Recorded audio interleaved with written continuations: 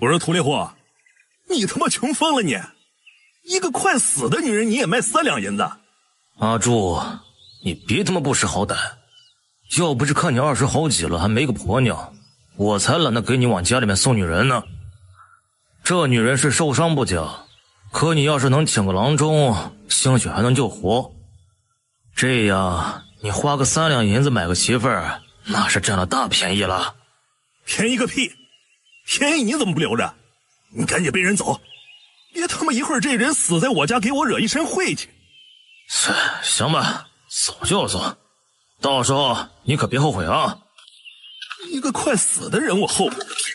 屠猎户犯难地走在村里的青石街道上，思想了片刻，脚步又向另一方向走去。这是村里最穷的一家。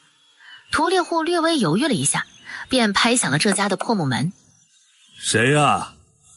哎，桑大铁，我是屠猎户。你这是？我们先进院，这里说话不方便。屠猎户，这女的是谁呀？你把她背到我家做甚？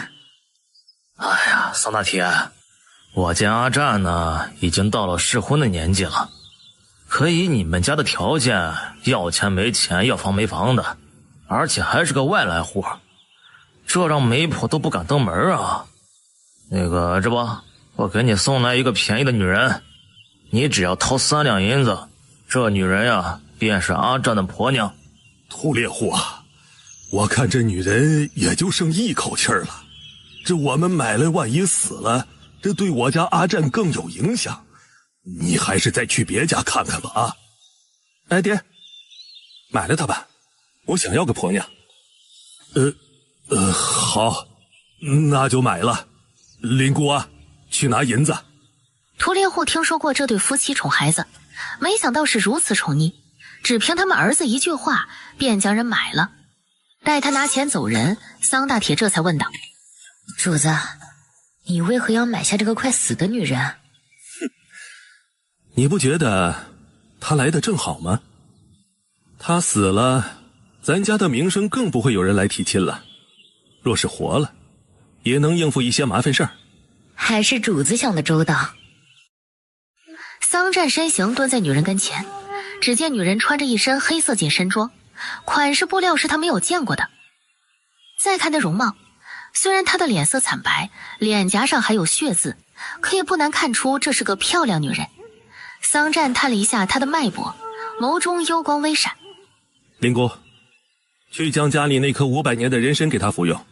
啊，主子，那人参是给你留着不备之需用的，怎能给她吃？给她吧，这人还能救活，活人比死人有用。3天后，婆娘，你醒了。你叫谁婆娘？当然是在叫你了，这屋里又没有别人。你认错人了吧？我又不认识你。现在我们不就认识了？我叫桑战，从今天起，我便是你的相公。相公？这人说话好怪，自己又不是演员，这人又是一身穷人古人打扮，这是怎么回事？在拍戏吗？我家又不是戏班子，拍什么戏呀？你的头磕伤了，是我救了你，所以呢，你要嫁给我，做我的婆娘。于珊珊听他之言好像哪里不对，戏班这2个字好像给人一种很久远的感觉。眸光扫了一眼室内，只见屋内的东西陈旧简陋，还透着一股古风。请问现在是哪个国号？你是不是病傻了？自己是赵国子民都不知道了？桑战一听不由轻笑一声。于珊珊没有理会他的无礼，没想到自己还真穿越了，只是不知是身穿还是魂穿。麻烦你一下，将铜镜拿给我。你们女人真是麻烦啊，都伤得差点没命了，还有心思照镜子。嘴上嫌弃着，可还是将铜镜拿给了他。于珊珊看着镜子的自己，只见里面的人没有一丝改变，还是他本来的相貌，这让他放下心来。他记得自己和几个特工同伴在执行刺杀任务时被骗了，目标根本没有在那景林别墅，而是埋伏好的保镖。他在突围时跑上了山顶，在无路可走的情况下跳了山崖，不想一睁眼便看到了他们母子。你叫什么名字？我问一下，我一直昏迷着，怎么就成你媳妇了？你呀，是被这村里的屠猎户从山上救下来的。当时你昏迷不醒，他便直接把你背到我家，因为他知道我想娶婆娘却没钱娶，所以呢，他便让我出了3两银子，把你买下来做我的媳妇儿。3两银子？你想花3两银子就买个媳妇？你是不是觉得我昏迷不醒就好糊弄？谁糊弄你了？幸好你是个半死不活的，那屠猎户怕惹麻烦，才低价把你卖给了我。你要是好模好样的，我还买不起呢。等我伤好了，我会想办法把银子还给你，反正我是不会给你做婆娘的。那既然你这么说啊，我们就好好算算，你应该还给我多少银两？你不是说3两银子吗？买你的确是3两银子，可是你别忘了，你可是昏迷不醒了3天，要不是我用了500年的人参给你服用，你可能早在2天前便死了。500年人参？哼，别怪我小瞧你啊！你家这破屋烂户，要是有500年的人参，你还会这么穷？我家穷是不假，可那人参是我前几天在山上刚挖到的，本还想着过几天到城里把它卖了换钱，这样我们一家也就不用过这穷日子了。谁知道那屠猎户把你送到我家的时候，你已经奄奄一息了，随时都会有生命危险。我母亲心善，看不得你就这么死了，便决定把那人参给你服用，你这才捡了一条命。你以为这样说我就信了？你们家这么困难，怎么会轻易用500年人参救个快死的陌生人？不信？姑娘，我是阿战的母亲，名叫林姑。您刚来我家时的确是生命垂危，我儿子看你可怜，便咬牙将500年的人参给你用了。你现在能安全的醒来，全靠那颗人参。现在你没事了，你可别辜负了我儿子的一片好心啊。于珊珊闻言心头一跳，要是那桑占这样说，他还抱有怀疑，可这灵姑也这样说，倒让他有着一丝犹疑不定。虽然他们母子都互相推诿是他们一人做主救了自己，可在他看来，不管是谁做主，他们一家都是自己的救命恩人。大婶，谢谢你们一家救了我，他日我定会报答你们救命之恩的。珊珊啊，我儿子从小就心善懂事，只因家里太穷，导致没人上门说亲。本想着用人参换了银钱，便能买房娶媳妇儿了，不想你来到了我家。看在我儿子为你舍掉一颗500年人参，你还是答应留下来嫁给他吧。大婶，这事让我想想。那，这就是你吃剩下的少半根人参，这参根可不是几10年就能形成的。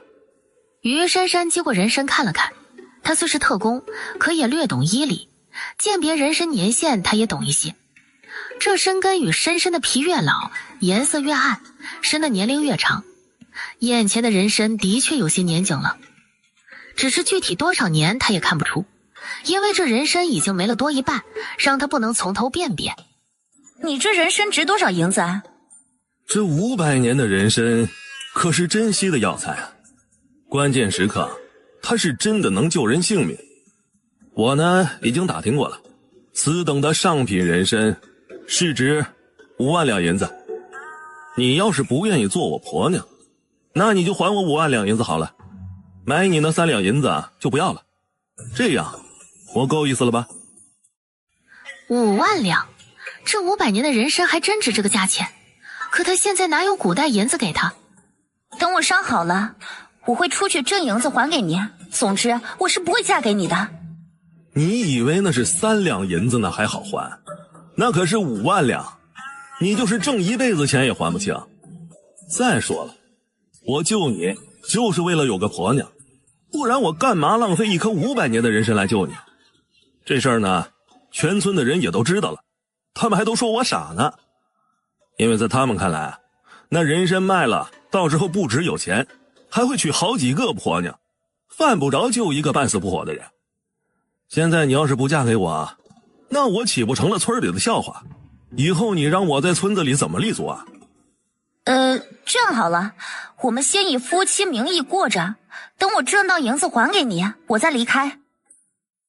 也好，我倒是要看看你怎么挣钱。于珊珊没想到他这么痛快的便答应了，这让他不由松了一口气。于珊珊是吧？现在该我问你了，你是哪里人啊？为什么昏迷在山上了？我好像忘了一些事情，我只记得自己叫什么，其他的我一时想不起来。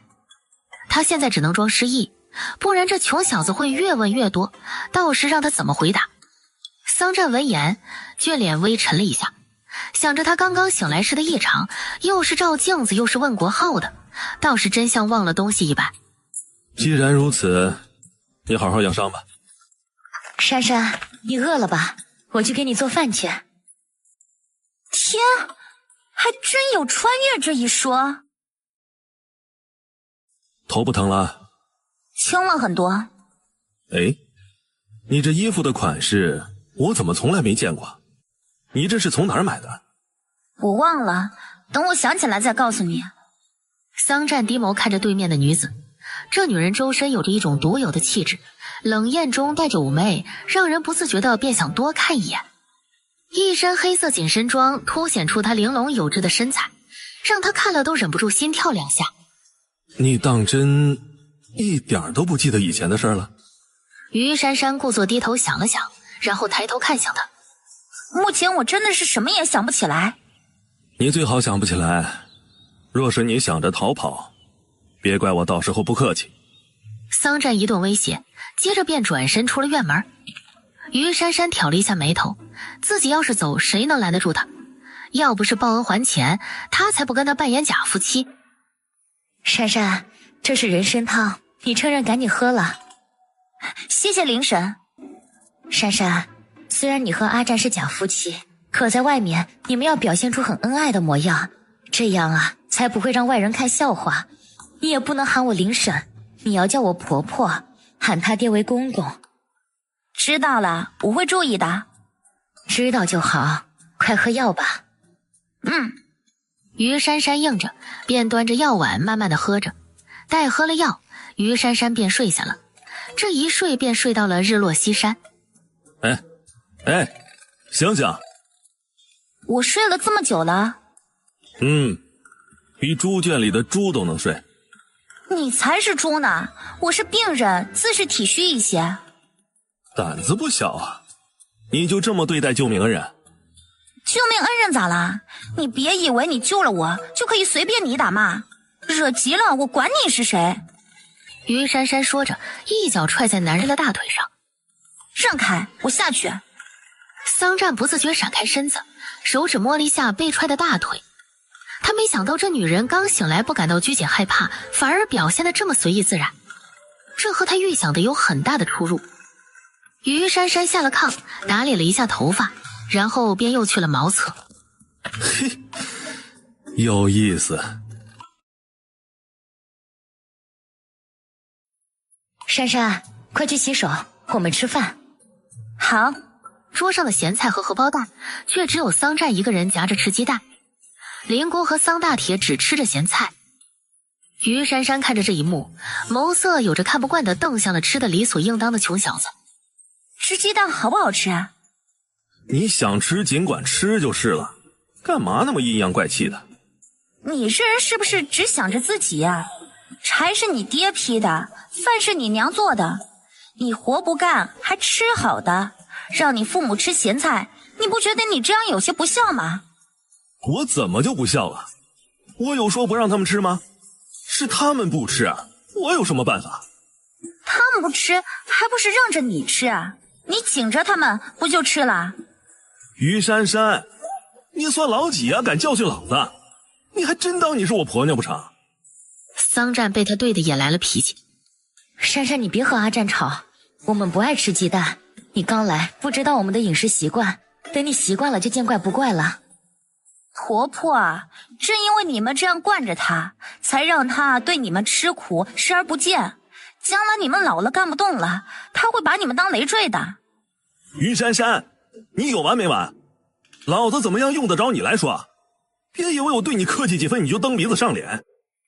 他怎么也没想到，一心想着娶的女人竟是个悍妇，还真是失算。你少跟我称老子老子的，你不笑还不让人说了，亏你长得人五人六的。哎呀，你们都不要吵了。珊珊呐，你不用为我们叫屈。阿战现在正是长体力的时候，那自是要多吃点好的。桑大铁眸中有着不快，看着于珊珊，好像他很不懂事似的。于珊珊眸光扫了一眼他们一家三口，突觉自己做了件讨人嫌的事。他好先为这对夫妻鸣不平，不但没有换来感激，反而招来多管闲事的局面。想到这儿，略有尴尬的道：对不起啊，我这人性格急了一些，还望见谅。没事没事，快吃饭先。我吃好了，你们吃着。说着，于珊珊起身便回了屋。以后他再也不管他家的事，等他还了恩情就离开。他们一家对他来说便是三个过客。桌前三人看着他离开，连姑和桑大铁都小心翼翼地看向桑战。不要管他如何，我们照常便可。你进来干嘛？我一会儿要歇息了。这是我的房间，我不来这儿我去哪儿啊？桑战冷目瞥了他一眼，便去了墙角处的桌前，然后拿过上面摆放的洗漱用的东西，接着便又出了屋子。于珊珊看他出去了，也走到桌前，只见桌上放着看似牙粉的东西。你在那傻站着做甚啊？还有牙刷牙杯吗？没了。那我怎么洗漱啊？脏着。冷淡的说完，在衣柜里拿了套衣服便又走了出去。于珊珊瞪着他的背影也跟了出去。待来到院子，便见桑大铁从柴房里出来。阿战呐，洗澡水给你弄好了。桑战应了一声，便走进了柴房。于珊珊看着这一幕，有些无语。这做父亲的给儿子准备洗澡水，儿子还一副理当如此的模样接受着，这哪是父子，分明就是主子奴才，这家人怎能如此惯子？看不惯又如何？他只是个外人，没有话语权。婆婆，你有多余的衣服吗？我想洗个澡。珊珊啊，你身子刚好点儿，过2天再洗吧。我没事儿，我简单的洗洗就可以了。好吧，你等一下。我也没有好衣裳，就这套没有打补丁，你别嫌弃就好。不会的，谢谢婆婆。这姑娘还真有脾气。于珊珊抱着衣服回了屋，静静地坐等着。她在等那个穷小子洗完了，自己再去洗。等了片刻，桑战一身神清气爽地走了进来。只见他的头发湿漉漉的，还滴着水，衣服半敞，露出他些许赤裸的胸膛。虽然衣服破旧，可谁叫他长得好看？这让他周身带着一丝魅惑人心的气质。你的洗澡水到了吗？明天我爹就到了，不用我操心。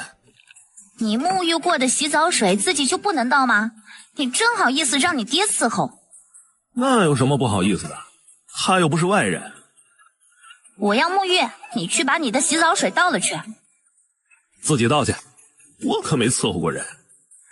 于珊珊看着他大爷似的坐在炕上翘着二郎腿，努力压了压火气。要不是看在他家救过自己的份上，他定要教训他一番。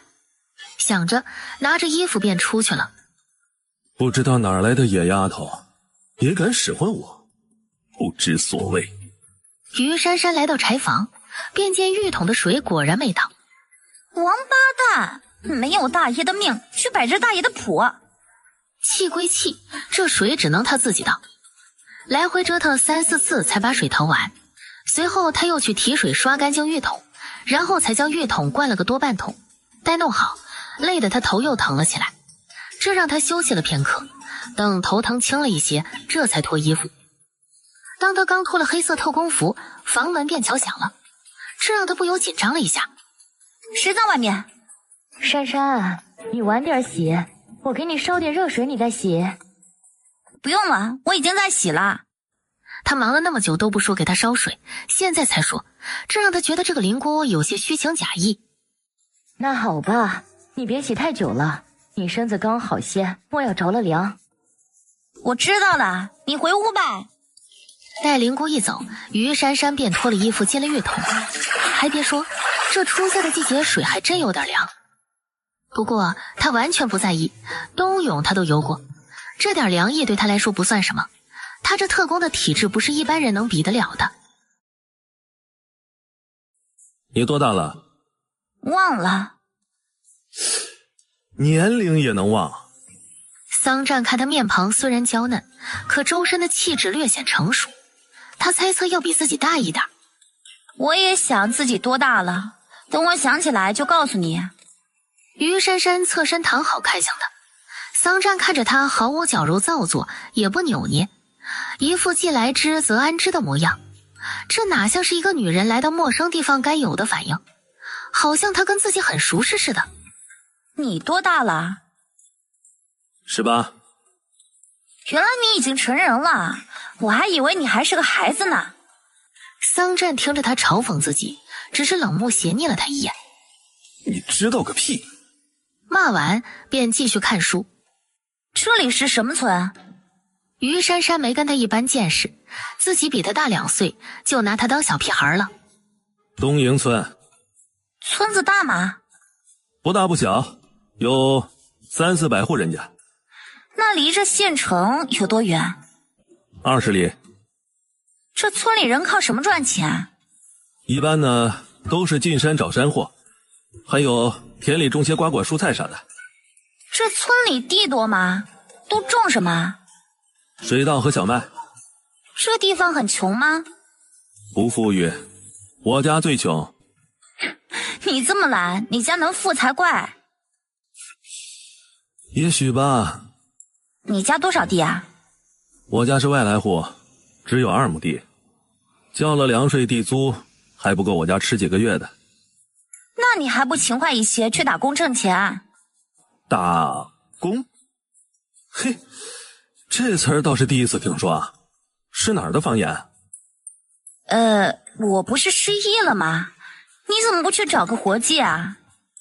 我如何就不用你操心了，你放心，不会饿着你的。于珊珊闭着眼睡了片刻，却睡不着。睡不着啊？白天可能睡多了。不如我们做点别的？滚！于珊珊毫不客气地骂道。男人笑出了声音，没有再说什么。正当空气中陷入一片寂静时，忽听一道女子情不自禁的呻吟声从另一间屋里传来，紧接着便又听不到了，好像那女人及时忍住了一般。于珊珊作为一个现代人，自是明白怎么回事，想来是那桑大铁夫妇在打扑克，本想着装死不理会就是，不想待了一会儿，那声音又传了过来。桑占听着那声音，眸色有着无奈，他已经习惯了，想着一旁的女人，他不由坏笑了笑。哎呀，于珊珊，我娘她是不是哪儿不舒服啊？我怎么知道？这穷小子故意的，他就不相信他天天守着会不知道那声音是怎么回事。你看上去比我大，我还以为你知道呢。比你大也不代表什么都知道，你还不是这么大了还不懂帮着父母干活吗？又来，没劲。这女人还真贼，不上当。你是真没劲，懒得你呀，睡觉。明天我去县城给你买点布匹做衣裳。谢谢。家里银钱有限，买的不好你也别挑拣啊。不会，你买什么我穿什么。那就好，睡吧。于珊珊，于珊珊，醒醒！怎么了？你这女人穿的什么呀？这东西你也敢晾在院子里？桑占手指滴溜着他的胸衣和内裤，指责道：我这内衣洗了不晾晒在院子里，晒在哪儿？你以后不准晒在外面，就放在屋里晾着。这要是让别人知道你里面穿的是这样的东西，那会被人笑话死的。行，你也别急，我知道了，下次晾在屋里。起来，跟我去县城。你不是说一个人去吗？我怎么知道你都需要什么啊？你看看都缺什么，我给你买。于珊珊闻言，觉得他说的在理，他要买一些自己用的东西。我跟你去。桑占坐在炕沿上，看着他梳洗打扮。我看看你的伤。于珊珊听了，便站着没有动。桑占伸手轻轻地撩开他的头发，待看到那血痂时，唇角扬了一下。没白浪费我500年的人参，我再给你涂点药。说着，从桌上拿起一个瓷瓶打开，然后用手指挖出了一些，便给女人涂上了。待涂好，将她的头发遮住那伤口。好了，我们走吧。阿占呐，这就是你刚买的婆娘吧？是啊，张嫂。你可真有眼光，不找是不找，这一找便是这么漂亮的小媳妇儿。嗨呀，就是碰巧了而已。张嫂你忙着啊，我们还要去县里。你们去吧。张嫂笑着说完便走了。三哥，我们兄弟几个今天被人给欺负了，你可要替我们哥几个出气啊！姚远、刘海，这怎么回事？谁打的？是青牛村二赖子他们打的。你们5个人竟然被人打成这狗样，你不嫌丢人？哎呀，哪儿啊，他们今天人多，10几个人打我们5个，我们自然不是对手了。是啊，桑哥，要是1对1，他们都不是个。哎呀，行了，你们去哪儿了？怎么就和他们碰上了？这不是地主家里的甜瓜快熟了吗？那于老财怕人偷，于是便花钱请我们过去给他们家看着瓜地。不想那二赖子带着那么多人来偷了，我们是拿钱替人办事儿，自然是要护住瓜地了。也幸好那于老财不放心我们几个，便带着人前来查看，不然他的瓜地就凶多吉少了。三哥，要是有你在，那个二赖子绝对不敢如此嚣张。我才没你们那么没出息，为了10几个铜板给人卖命。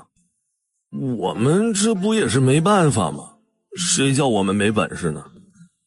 三哥，那于老财刚刚让我们给你传个话，只要你替他守几天瓜园，他一定给你100文钱。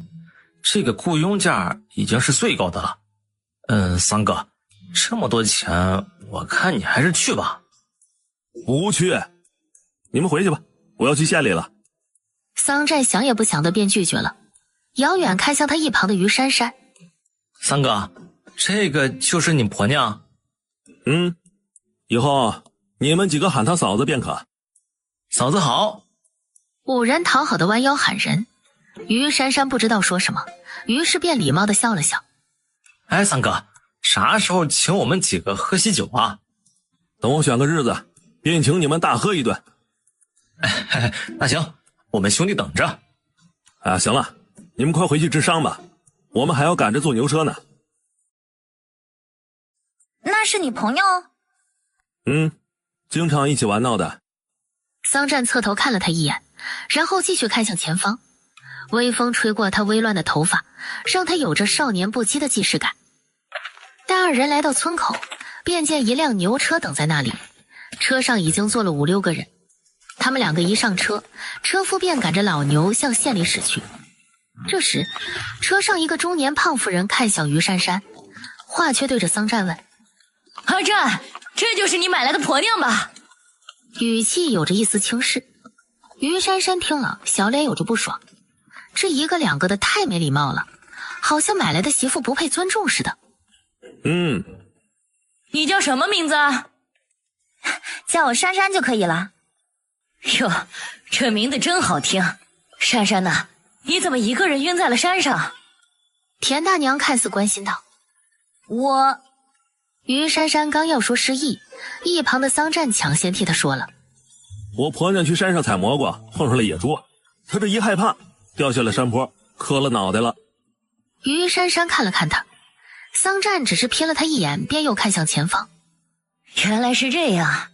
珊珊，你是哪个村的？怎么在我山头采蘑菇？他家是西山那边李村的，他们那片山上采蘑菇的人太多，他这才翻过山来到了我们这边的。桑占暗里握住于珊珊的手，示意她不要说话。他不想让人知道他失忆，不然接下来好奇的人越来越多，只有把他的身份说明白了才能安静。是吗？阿占，他家这么近，你这样把他买来不妥吧？要是让那娘家人知道，会找你要人的。田大娘，等珊珊好了，我会带她回娘家的。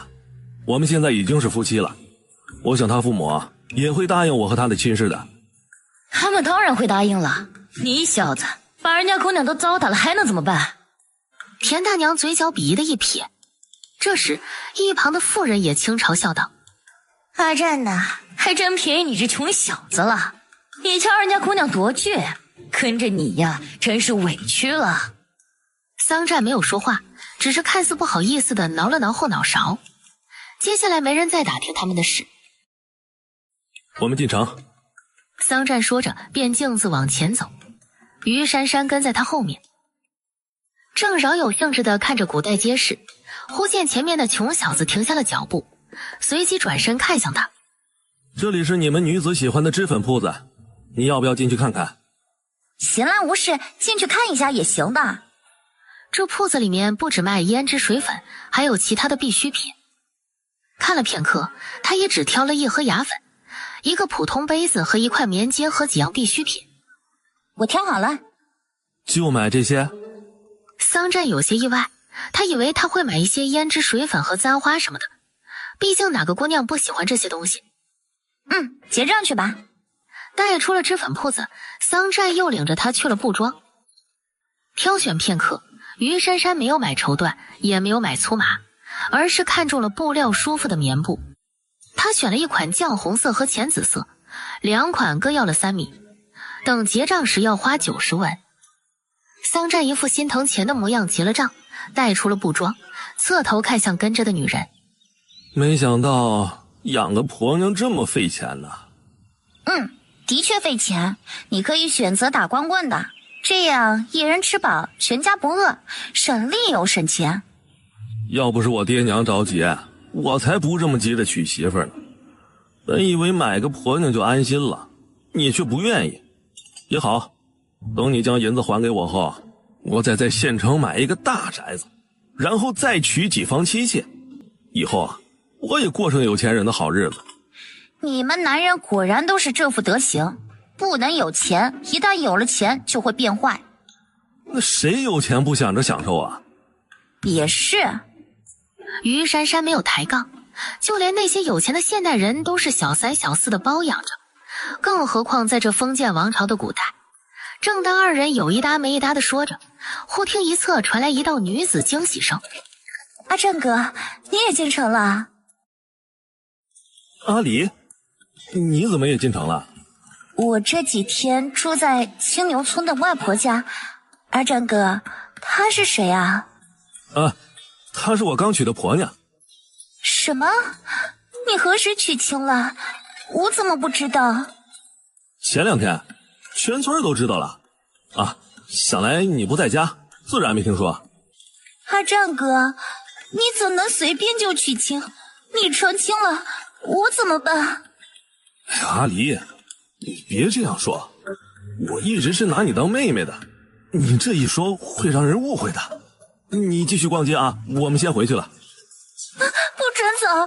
你今天不说清楚，你们谁也别想走。阿占哥，你一直对我很好的，你不可能不声不响的娶别的女人，是不是他缠着你？哎呀，阿离，你别误会，我跟你哥是要好的朋友，对你自然是要照顾一些，所以我对你只有兄妹之情，并没有男女之爱，还望你明白。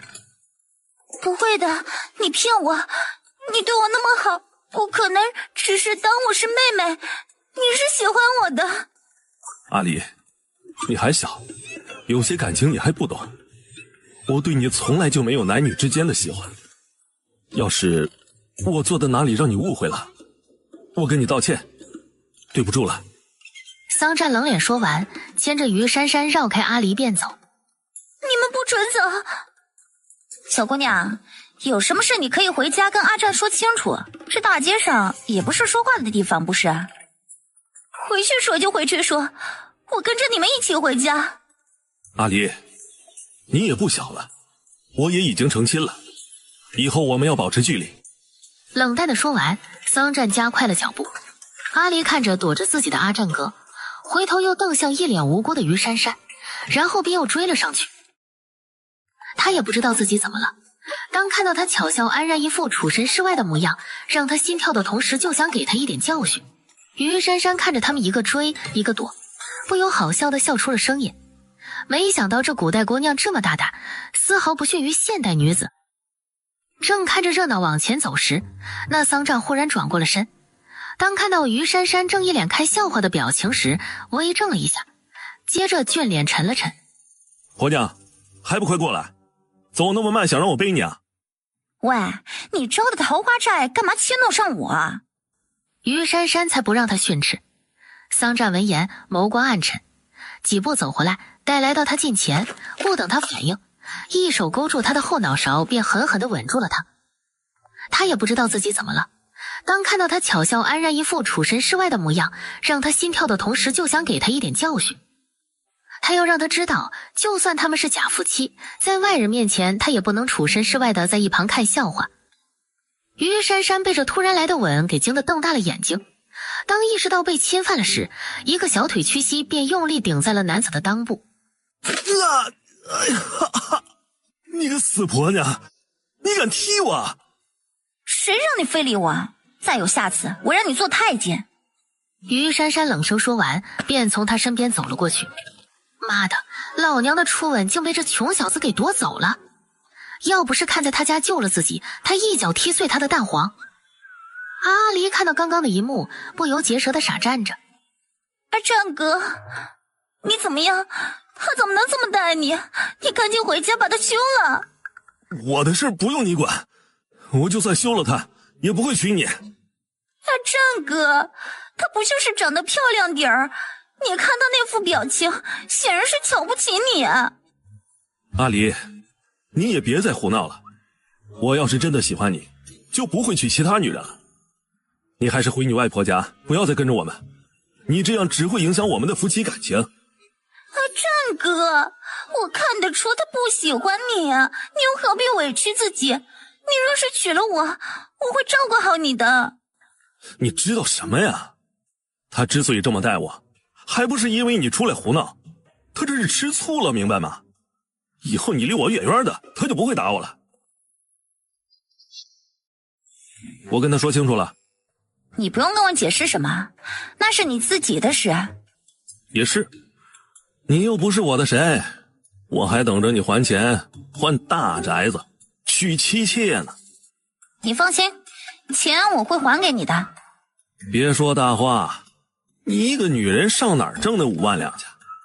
我可没耐心等太久啊，给你2年期限，过后还不上，你就做我的婆娘。行，2年就2年。哎呀，你这婆娘真是大言不惭啊！我见过男人吹牛吹上天的，还没见过哪个女人也这么吹嘘的毫无边际呢。你没见过的多了，这说明你见识短，也不怪你不行。毕竟你出身在小山村，没有宏大的志向。切，说的好像你多有见识似的。桑占气了一声，于珊珊没有跟他争辩，话题一转道：那个阿离那么喜欢你，你怎么没娶她？他喜欢我有什么用？我家穷，他父母是不会把她嫁给我这样外来户的，这点我很清楚。可惜了，你们2个郎才女貌，很般配。般配？有我们2个般配吗？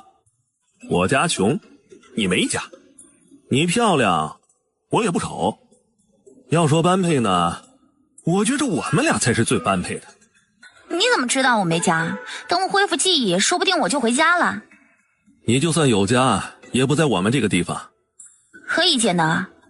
从你穿衣打扮来看呢，你绝对不是我们本地人。从你的衣服款式和布料来看呢，这些都是我们这个国家所没有的。正因为我看中了你这点，这才舍了血本救了你。于珊珊没想到一个乡下穷小子竟还有这等观察力，倒让他小瞧了。但愿你的猜测是对的，我也想知道我是哪里人。我都不希望你恢复记忆，你最好永远都想不起来。为何？能为何？你要是恢复了记忆，你岂不是做不成我婆娘了？你也别抱多大希望，说不定我会很快挣到银子还给你。我才不信你有那个本事呢！你就等着2年以后做我婆娘吧。说归说，不要动手动脚的。你再对我无礼，别怪我不客气。你还能再如何不客气啊？是不是再踢我一下？我可不只会那一下。是吗？那以后有机会，我可要领教领教。于珊珊发现这个穷小子的性格让她有些捉摸不透，有时他表现的一副不屑一切的高冷范，给人一种生人勿近的感觉，可有时又是一副懒散中带着一股邪气。珊珊，阿战正是长力气的时候，好吃的我们要紧着他一些，我们女人又不出力，随便吃点便好了。明白了，婆婆。说着拿起一个菜团子掰成2半，然后放下一半吃一半。这菜团子有些发涩发苦，吃得他直皱眉，勉强喝了一口野菜汤，这才咽了下去。桑占吃着馒头，吃着肉菜，没有看他一眼，好像事情本就如此一般。于珊珊性格自来要强，不属于她的东西她从来不奢望，她想要的东西都要凭自己的本事去努力赚来。你去哪儿啊？我去街上走走。阿占呐，我们真的要继续这样吗？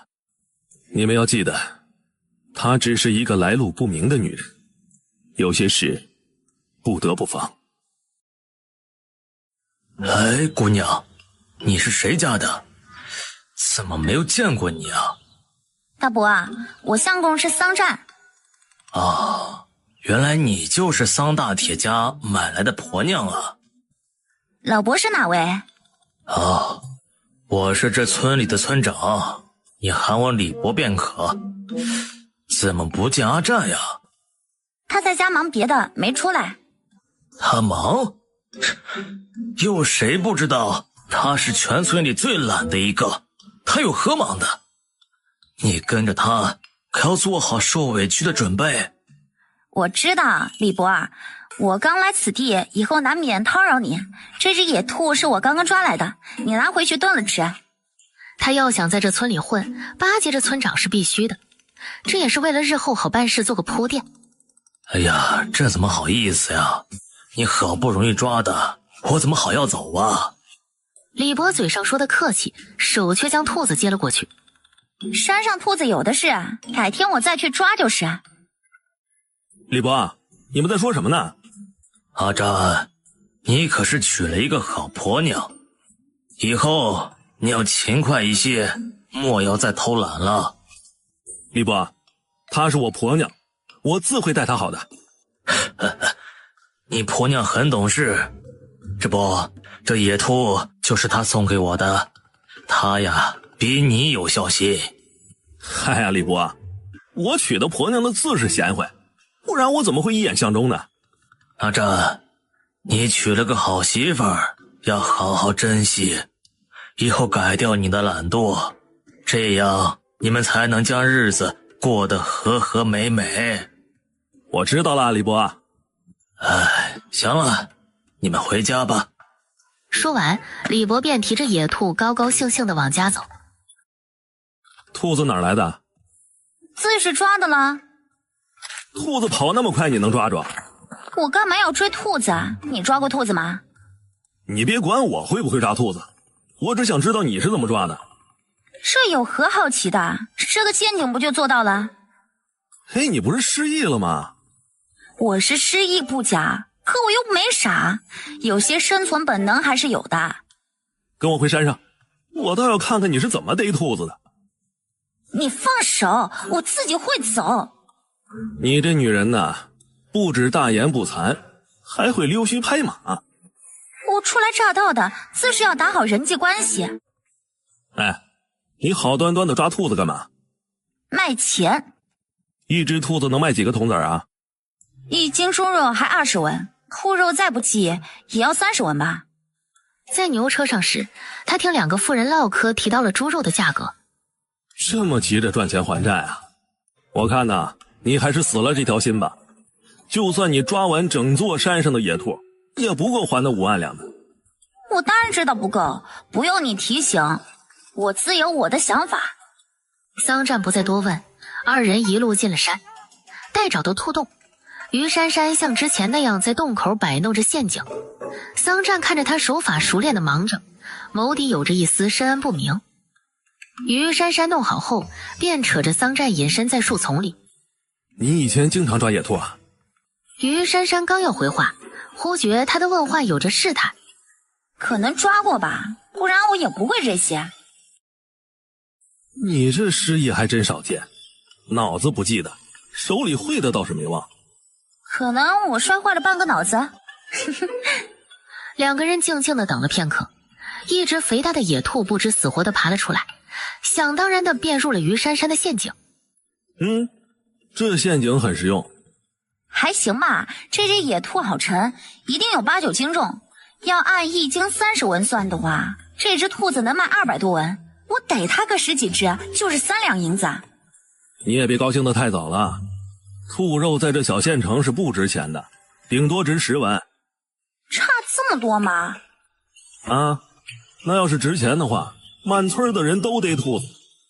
再不值钱也比野菜值钱，我多抓点不就行了？接下来于珊珊又抓了2只，打算明天去县城卖掉。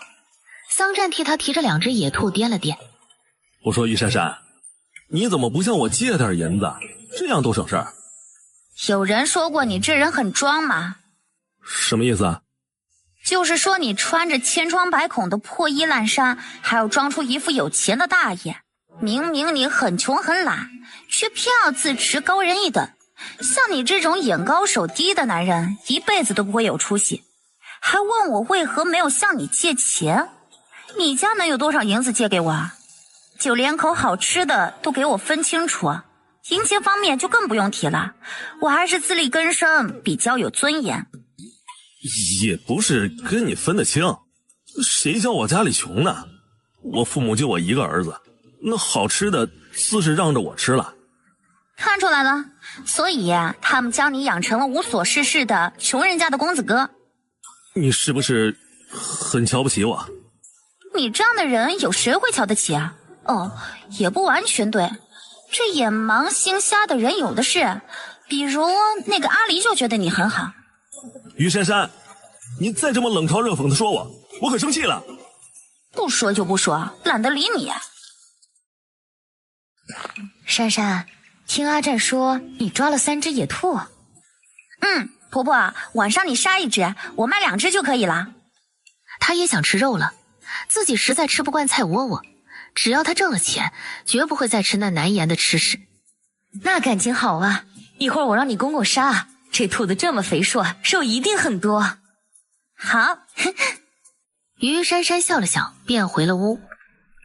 你这么费时费力抓来的兔子，就舍得杀了吃？这有什么舍不得的？吃了又不是没有了。等我挣了钱，天天吃肉。我娘只让你吃粗粮，你却让全家都吃肉，难道你不讨厌她的区别对待啊？我的命是你们救的，我感恩还来不及，又怎么会为一口吃食记恨你娘？就算记恨，我也只会记恨你，因为他们怎么待我，是取决于你对我的态度。你都不向着我，他们自是更不会拿我当回事儿。所以，你这样自私自利的男人，我是不会喜欢的。我自私自利？看来我那500年的人参是救了个白眼狼啊！别把自己说的多无辜啊！你救我还不是想让我做你的婆娘？不过我也该感谢你的大度，没有为难我，还给我时间还债，这一点你还是很仗义的，谢谢。一码归一码，他还是很感激他们一家没有勉强他。你这一会儿贬一会儿夸的，着实让人气恼。我只是在说事实啊。你后面说的很对，我家虽然穷，可还不至于强取他人的地步。只要你能还清了银子，你随便去哪儿。桑占嘴角微扬道。于珊珊斜睨了他一眼，拿过炕边上的包裹，从里面拿出上午买的布料。有木尺和剪刀吗？你会做衣服？快点儿。作为一个合格的特工，每样事物他都需要有所设计。真没看出来啊。桑占嘴上轻视地说着，便去了西屋。没一会儿便拿着针线盒子走了进来。你要的东西都在里面。桑占看着他小手流畅的画画剪剪，一块布便剪成衣服片。他这还是第一次看到女人做衣服，原来一件衣服做起来也如此复杂。你还要绣花啊？不绣。这绣活他可没学过，现代人有几个学这个的？是不绣还是不会绣啊？桑占好似猜到了他的短处，取笑道：你又会什么啊？我会的多了，我凭什么告诉你啊？于珊珊不再理会他的傲娇，继续裁剪着。不多时，他便裁剪出古代女人穿的衣裙、裤子还有肚兜。接下来他只需缝制便可。这时院外传来桑大铁和灵姑说话的声音，好像在杀兔子。你不害怕吗？又不是杀人，有何可怕的？还真是个特别的女人。到了晚上，桌上摆放了一小盆的兔肉，那香味让人闻着食欲大开。阿占、珊珊，你们快吃吧。灵姑笑道。于珊珊这次没有客气，夹了一块兔肉便吃了起来，还是自己的东西，吃着理直气壮。桑占随后也夹了一块，慢慢的吃着。他的吃相完全不像一个穷苦人家孩子该有的不讲究。于珊珊吃了几嘴，发现灵姑和桑大铁没有吃，而是吃着野菜。公公婆婆，这兔肉有很多，你们也吃啊。珊珊，你吃你的，我和你公公不爱吃肉。灵姑不自觉地看了一眼桑占，于珊珊这下明白了问题所在。感情他们做父母的吃饭还要看儿子的脸色。桑占，你作为人子的，难道就忍心自己吃肉，让父母吃野菜吗？于珊珊看不惯道，本来不想管他家的事，可今天这么多肉又不是不够吃，他再这样就让人看不公了。你们也赶紧吃肉吧，不然我这婆娘以为我有多不孝呢。灵姑与桑大铁互相看了一眼，然后有些拘谨的各自夹了一块肉。于珊珊看着他们一家三口的反应，心里直犯嘀咕：这古代人难道就是这么惯孩子的？吃口好的还怕孩子不高兴？见他们都吃了，他也不再过问其他的，因为那些事跟他没有关系，他才不自找不痛快。一连吃了7、8块肉，他这才离开饭桌。别缝了，歇息吧。你先睡，我缝到头再睡。婆娘，你不是要卖兔子去吗？再不起来早事就过了啊。谢谢。自然随意的道着谢，便坐起身拿起灵姑的那件旧衣。他的新衣没做好前，只能先穿这件了，特工服又不方便。他这一起身，洁白无瑕的美背暴露在男子的眼中。还不等桑占多看一眼，女人已经披好了衣衫，接着女人又露出白嫩的细腿，穿着裤子。桑占看着她毫不避讳地当着自己的面穿着衣服，这让他有着不爽。他这样是不是说明完全当他不存在，是打心眼里瞧不起自己？想着自己被一个来路不明的女人嫌弃，眸光不由微冷。于珊珊不知他的心理活动，穿好了衣服下了炕，待梳洗打扮好便出了房门。哎，你这是要自己去县城啊？不然呢？说完便出了家门口。他可不指望着他能帮自己什么忙，他又不是自己的真老公，用着理所应当。桑占见他走了，俊脸黑了下来。他起了个大早，叫他起来不就是想跟着他一起进城吗？他倒好，一副不想沾他光的表情。要不是看在他一个姑娘家进城有危险，他才懒得早起。他睡大觉不香吗？于珊珊出了村子，发现牛车还没来，于是便站在路边等着。正等的无聊时，忽听身后传来脚步声，顺声望去，只见桑占神情淡淡的走了过来。于珊珊有些意外的看着他：你怎么来啦？别误会啊，我去县城是有事要办，你的事我才懒得管。我才不会自作多情，你这么懒的人才不会为他人着想。半个时辰后，一车人到了城门。于珊珊拿好自己的竹筐便进了城，也不去问桑占要到哪里。桑占看着他径自进了城门，连看自己一眼都没有，还真是看不起他。笑，不错呀，这野兔个头大肉多，可以采购回府。哎，我说姑娘，这兔子咋卖啊？一只120文。姑娘，你卖的这个价格可够高的呀！你是不是欺负我不知道这个野兔的行情啊？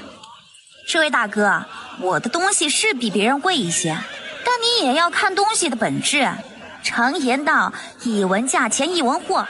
我这野兔不止肥大，还是活蹦乱跳的活物，杀来吃定会形形无比啊！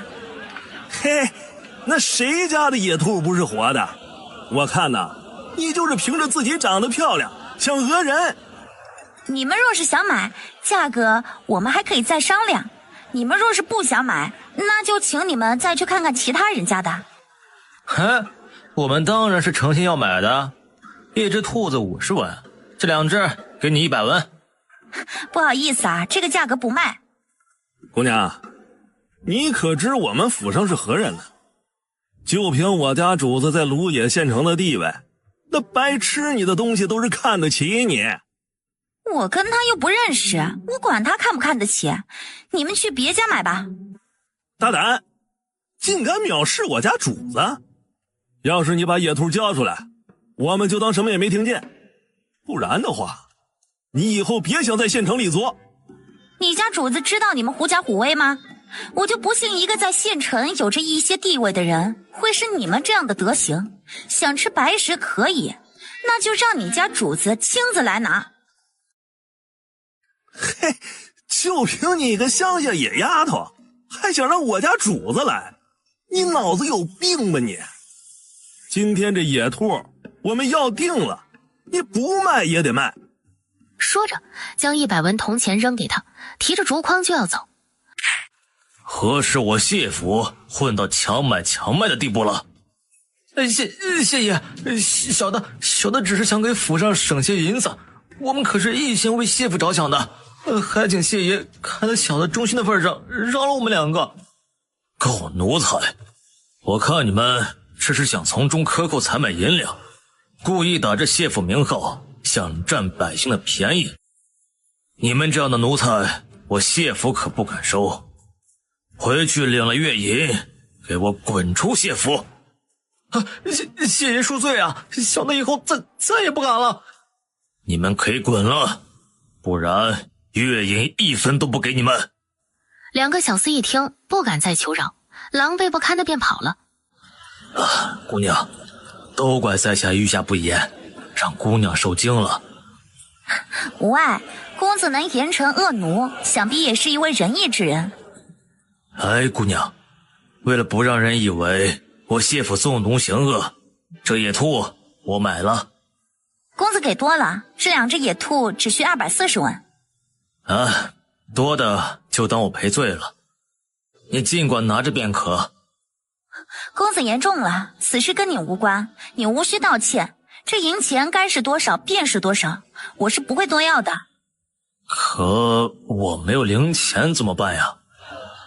公子，于珊珊刚要说不让他买了，身后一人将他的竹筐提了起来。谢爷既然大方的要买下来，那我们就勉强卖给你了。你是？我是他相公。哦，原来你们是夫妻啊，果然是郎才女貌。小兄弟，好福气啊。谢爷拿好。谢商接过装有野兔的竹筐，然后将1两银子给了桑占。多谢。方娘，我们该回去了。放手！谁让你自作主张把兔子卖给他的？不是，那有钱不赚你傻呀？你这是赚钱吗？你这是贪他人的小便宜。那也要有便宜可占呢，这送上门的便宜，不占白不占。你还真是小市民，活该你穷。我的确穷，看到银子就想要。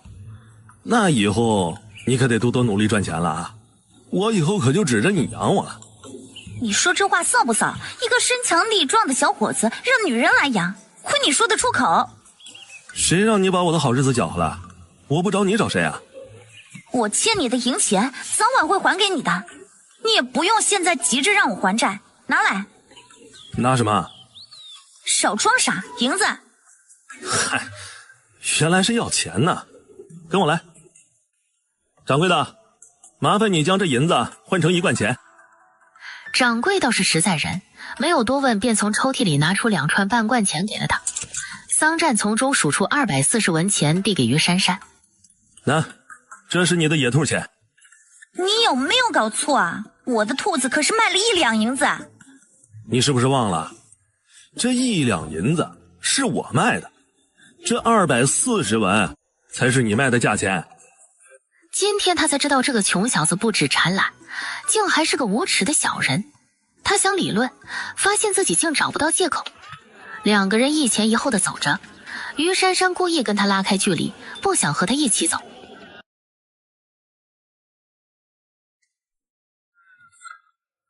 我操，臭女人，你竟然敢打本大爷！你是谁？为何拍我肩膀？拍你怎么了？那你也不能打人呀！现在我被你打伤了，你赶紧带我去看郎中。你不骚扰我，我又怎么会打你？不想死的，离我远点儿。哎，打了人还想走？你也不看看大爷是不是好惹的人？你想怎样？这是带我去看郎中了。今天出门可是撞了大运，好久没有看到这么漂亮的女人了。要是能把她卖到迎春院，定能卖个好价钱。看郎中，好啊。跟我们来。于珊珊脸下眼底那抹幽光，便想着先跟他走，到时他再引他们去个无人的小胡同杀了他们。别怪他心狠手辣，从这2个人统一着装来看，他们定是某个堂会的人。若是这次他放了他们，那他再想进城办事就有潜在的危险。为了自己以后的安全，他只能先下手为强了。可当他想好了打算要跟他们走时，身后传来一道爽朗的声音：婆娘，你这是要去哪儿啊？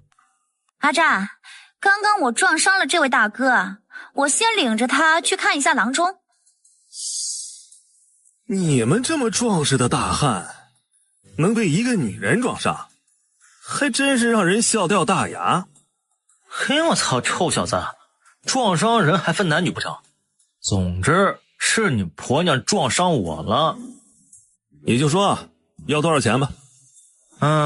5两银子，只要你1文不少的赔给我，你婆娘的事儿我便不再追究。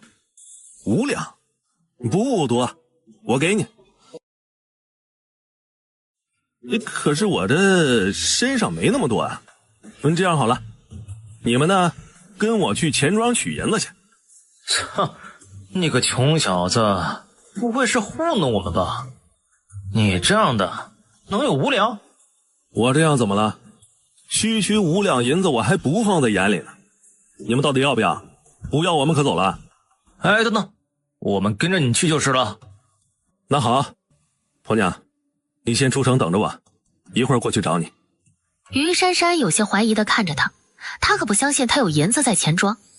可他既然这么说了，他也不好过问，兴许他真的有呢。想着点了点头，便自己向城外走去。哎呀，小子，快领着我们去。好，随我来。猥琐男见他不似说谎的模样，心下一喜，看来今天又白来几两银子。至于那女子，等他们拿到钱，再逼着这穷小子将他婆娘交出来，到时人财他们便都得到了。哎，客官，你是兑换银子还是存银子呀？掌柜的，我欠这2人5两银子，麻烦你给我兑换几两。桑占手指看似不经意地在柜台上划了一道痕迹，掌柜的一见，眸色微闪了一下。客官，这取银子好说，不过我有点事想请你们帮忙。什么事儿？这后院我们刚刚进来一批木头，今天长工有事没有来，你们能不能帮我挪一下呀？你们放心，工钱我交倍给你们。二位大哥，要不要一起挣点零花钱？切，大爷才不干长工的活呢。你先把那5两银子给我们，你想去干苦力随你。哎呀，不急，我先去看看那活计好不好干。麻烦掌柜的带我先去看一下。好，随我来。桑占跟着掌柜去了后院，猥琐男怕他这个穷小子跑了，也跟了过去。掌柜的，木头呢？你们不就是吗？我操，臭小子，你可知我们是什么人？快让开，不然让你死得很惨。你们不就是青虎堂的狗腿子吗？桑占嘴角微勾起一抹杀意。既然知道，还不快让开，让我们离开？离开？难道你们忘了你们青虎堂一贯的行事作风了吗？那个小兄弟啊，别误会，只要你放我们走，我们青虎堂的人便不会跟你计较。整个芦野城，有谁不知道你们青虎堂做事向来都是阴险毒辣？但凡让你们盯上的人和事，你们便会不择手段也要得到。你说，你们这样的人，我怎么能放了你们？你们是什么人？没想到这芦野城还有你们这样的势力。你没想到的多了。来人，送他们上路。桑占没了耐心，简单的一句命令便灭了2个人。于珊珊等在城门，眉间有着焦急。那穷小子怎么到现在还不回来？不会是被那2个人发现他没钱，便狠揍他一顿吧？阿占家的，你相公怎么还没回来？我们可是等半天了，眼看着都快晌午了。香嫂，再等等，一会儿他就回来了。在他犹豫着要不要进城去找人时，那桑占却嘴里叼着一根稻草，悠哉悠哉地从城门口走了过来。于珊珊本能地迎了上去，眸光也下意识地上下扫亮了他一眼。见他浑身没有受伤的痕迹，有些担忧的心便放下了。怎么去那么久？嗨呀，钱庄远了点。怎么，担心我了？自然，谁让你是我的恩人？嘿，你还真诚实。走了，回家。你家既然有银子，干嘛过得这么紧巴巴的？本来娶了你，我家就可以轻松点了。不想呢，这家里仅存的5两银子，也让你给造没了。真的假的？你家就那5两银子？当然是真的了。我500年的人参都让你吃了，5两银子我还有必要瞒着？当时谁让你那么快答应给他们的？就凭你这穿着打扮，要是哭穷，兴许会省下2两。你知道个屁！我一个8尺男儿，岂会那么软弱无能的哭求他人？喂，说归说，不要说粗话。乡野村夫就这么粗鄙，你要学着习惯才是。我才不会习惯你这样的人。等我离开后，你愿意骂谁别骂谁。5万两，你就那么有信心，2年便能挣到5万两白银？不出意外的话，应该不难。桑占没有说话，只是轻笑了一声，好像在嘲笑他白日做梦一般。阿占哥，你回来了。阿离，你怎么来了？我来看看你。于珊珊看了他们一眼，很识趣的回了屋子。阿离，我现在已经有婆娘了，以后你就别再来了，你这样让我很为难的。可他不喜欢你，你这样迁就他是不会幸福的。阿占哥，我可是一直在等你向我家提亲的，你只要跟他和离了，我立马便会嫁给你。阿离，你的想法太单纯，我就算没娶她，我们也是不可能的。就凭我家的条件，你父母也不会答应这门亲事啊。所以你还是听你父母的话，另找夫婿吧。你既然不喜欢我阿占哥，那就赶紧跟他和离，我可不能看着我阿占哥受委屈。于珊珊拿下棉巾擦着脸，待擦好才看向桑占，见他正对自己使眼色，便明白了他的用意。谁说我不喜欢他？小姑娘，别人都娶妻了，你就别惦记了。我和他是不可能和离的。你少骗我！要是你喜欢他，还当街踢他，而且还踢得那么重。小姑娘，这你就不懂了。打是亲来，骂是爱。正因为我喜欢他，才打他。你不是看到了吗？我们2个打过后，照样出双入对，这说明我们的感情很好。阿离闻言一时语结，不由看向桑栀。阿战哥，你怎么就另娶了他人？没想到你唬人还真有一套，3言2语便把人打发走了。这样的小姑娘想法太天真了，以为只要喜欢就可以在一起，完全不会考虑其他因素。说的好像你自己很老似的，你比他大不了几岁。别看我区区只大他几岁而已，可思想上可是和他相差10万8千里啊！看出来了，你是个有主见的姑娘。于珊珊刚要说话，院子里传来林姑的埋怨声。我说桑大铁，你怎么烧火的？满屋的烟，想熏死我不成？可能是灶火底下该掏灰了，这平时也不这样。会不会做饭？不会。会他也不做，那些粗粮野菜的他做着没兴趣。哎，我说于珊珊，我娶你进家门是过日子的，虽然你我不是真的夫妻，你也不能光等着吃现成的吧？我可以干别的。比如呢？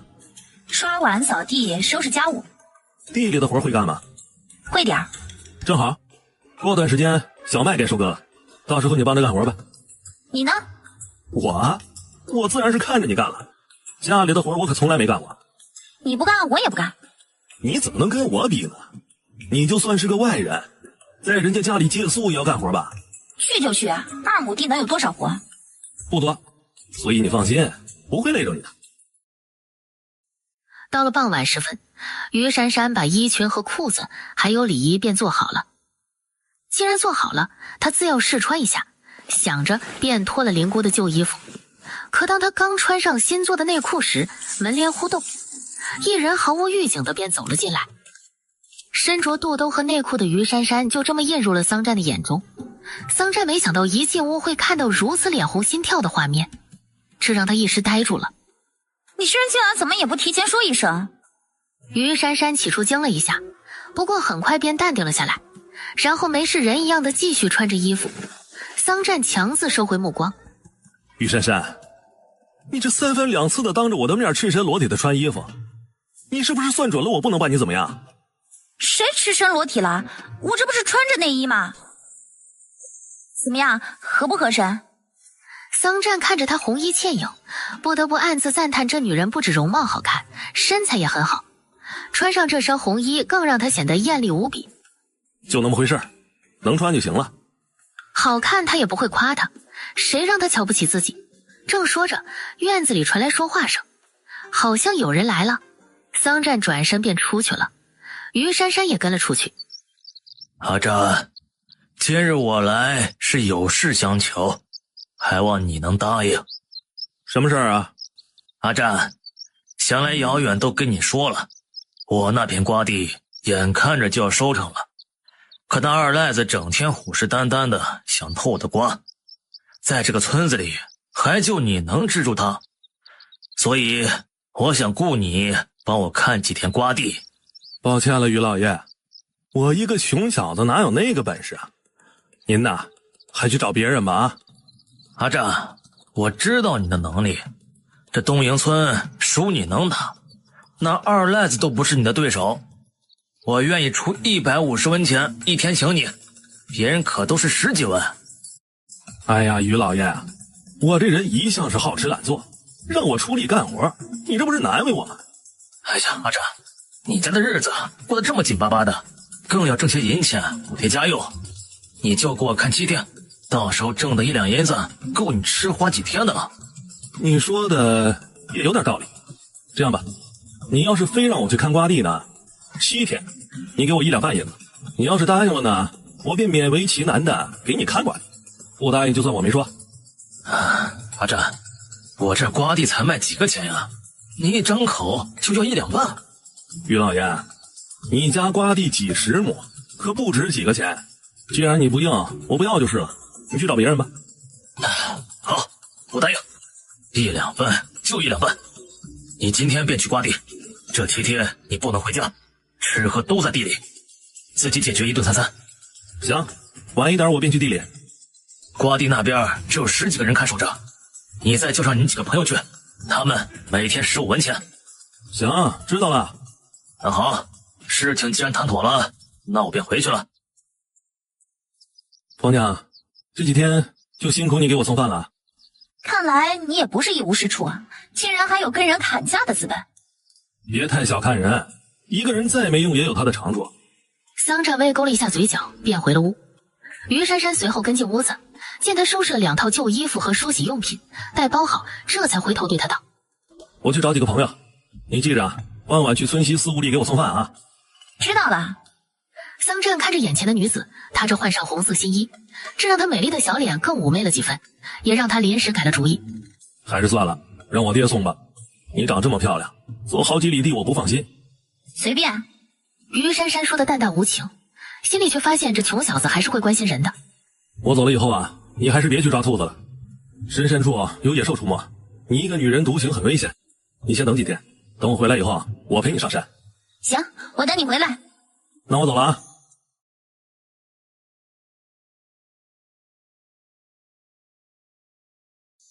哎，三哥，那二赖子昨天没有得逞，今天肯定还会来的。那个赖皮比老子还不务正业，他要是再来，看我不好好揍他一顿。他也就敢惹咱村的于财主，他们村的刘财主他却不敢惹，他就是一个外教的狗。好狗护森林，他呀还是担不得起这个名号的。他那样的人，要是打不服他，日后他还会找你麻烦。他最好是别来，要是来了，我可不再轻易的饶了他。哎，三哥，等这里的活干完了，我们要去县里的营造司做长工去，你去不去啊？听说像我们这个年纪的，到了那里1个月就给200文钱。你们呐，刚15、16岁的年纪，又没手艺，能挣这么多已经不少了。不过呢，我是不会去的，太累。姚远，你傻了不成啊？三哥刚娶了那么好看的婆娘，他自是舍不得出门了。确实啊，那么好看的婆娘，我怎么好让她守空房呢？哎，三哥，你还是留在家里吧。那么好看的婆娘，要是嫌贫爱富的跑了，就得不偿失了。你最好留个心眼儿，将她看紧了。我会的。三哥，不好了，那二赖子带着很多人来偷瓜了，你快把人都叫过去。姚远、李烨、刘海，一会儿下手给我狠狠的打。啊，桑葚，没想到那于老财将你也请来了。既然知道我来了，你便识趣点，带着你的人回去。回去那是不可能的，我们人多，你要不想挨打，便闪开。二赖子一脸阴狠，那看来我们要打一场了，那老子便不废话了，兄弟们上！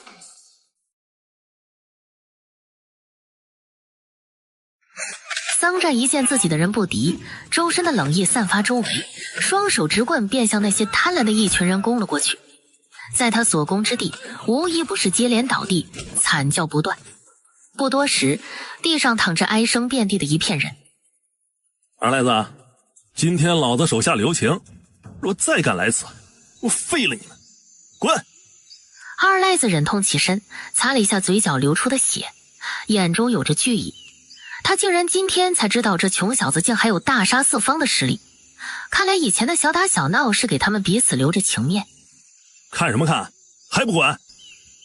不，三哥，以后你就是我哥，今天小弟彻底服了你了，日后我绝对不会再跟你作对了，也不再来你们村找麻烦了。从今往后我们便是兄弟，若是你有什么事尽管找我，我定会相帮的。你能这么说，我自是乐意之至。毕竟谁不想多个朋友少个仇家呢？嘿，那个三哥说的极是啊，为表小弟的诚意，今晚我请你去镇上喝酒，还望三哥赏光。你的心意我领了，若是你真有诚意，那就看你日后如何做人了。还有，你比我大好几岁呢，喊我三哥不合适。三哥，我们之间不论年纪，只论实力，谁让你的本事比我大呢？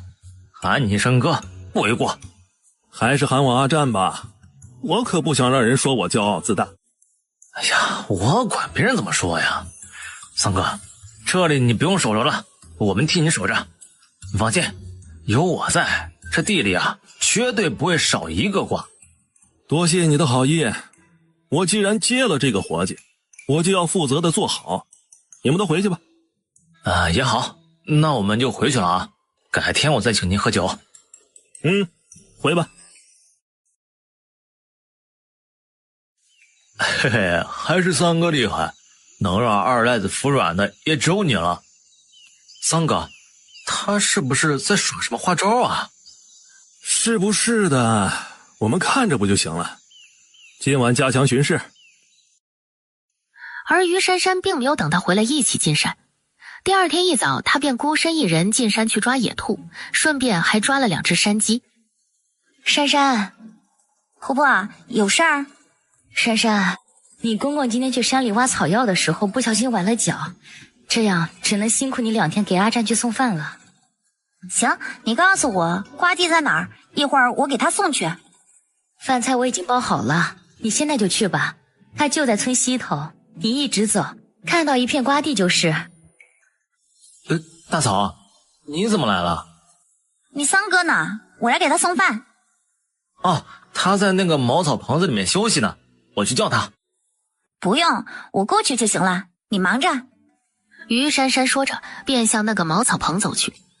姚哥，三哥那婆娘真漂亮，以前我以为村长家的姑娘很漂亮，没想到三哥的女人才是真正的漂亮。这二者一比啊，那村长家的姑娘就是一般。嘿嘿，的确啊，这女人一出现，让村里的那些好看的女人失色了不少啊。三哥，这有了婆娘以后是啥感觉啊？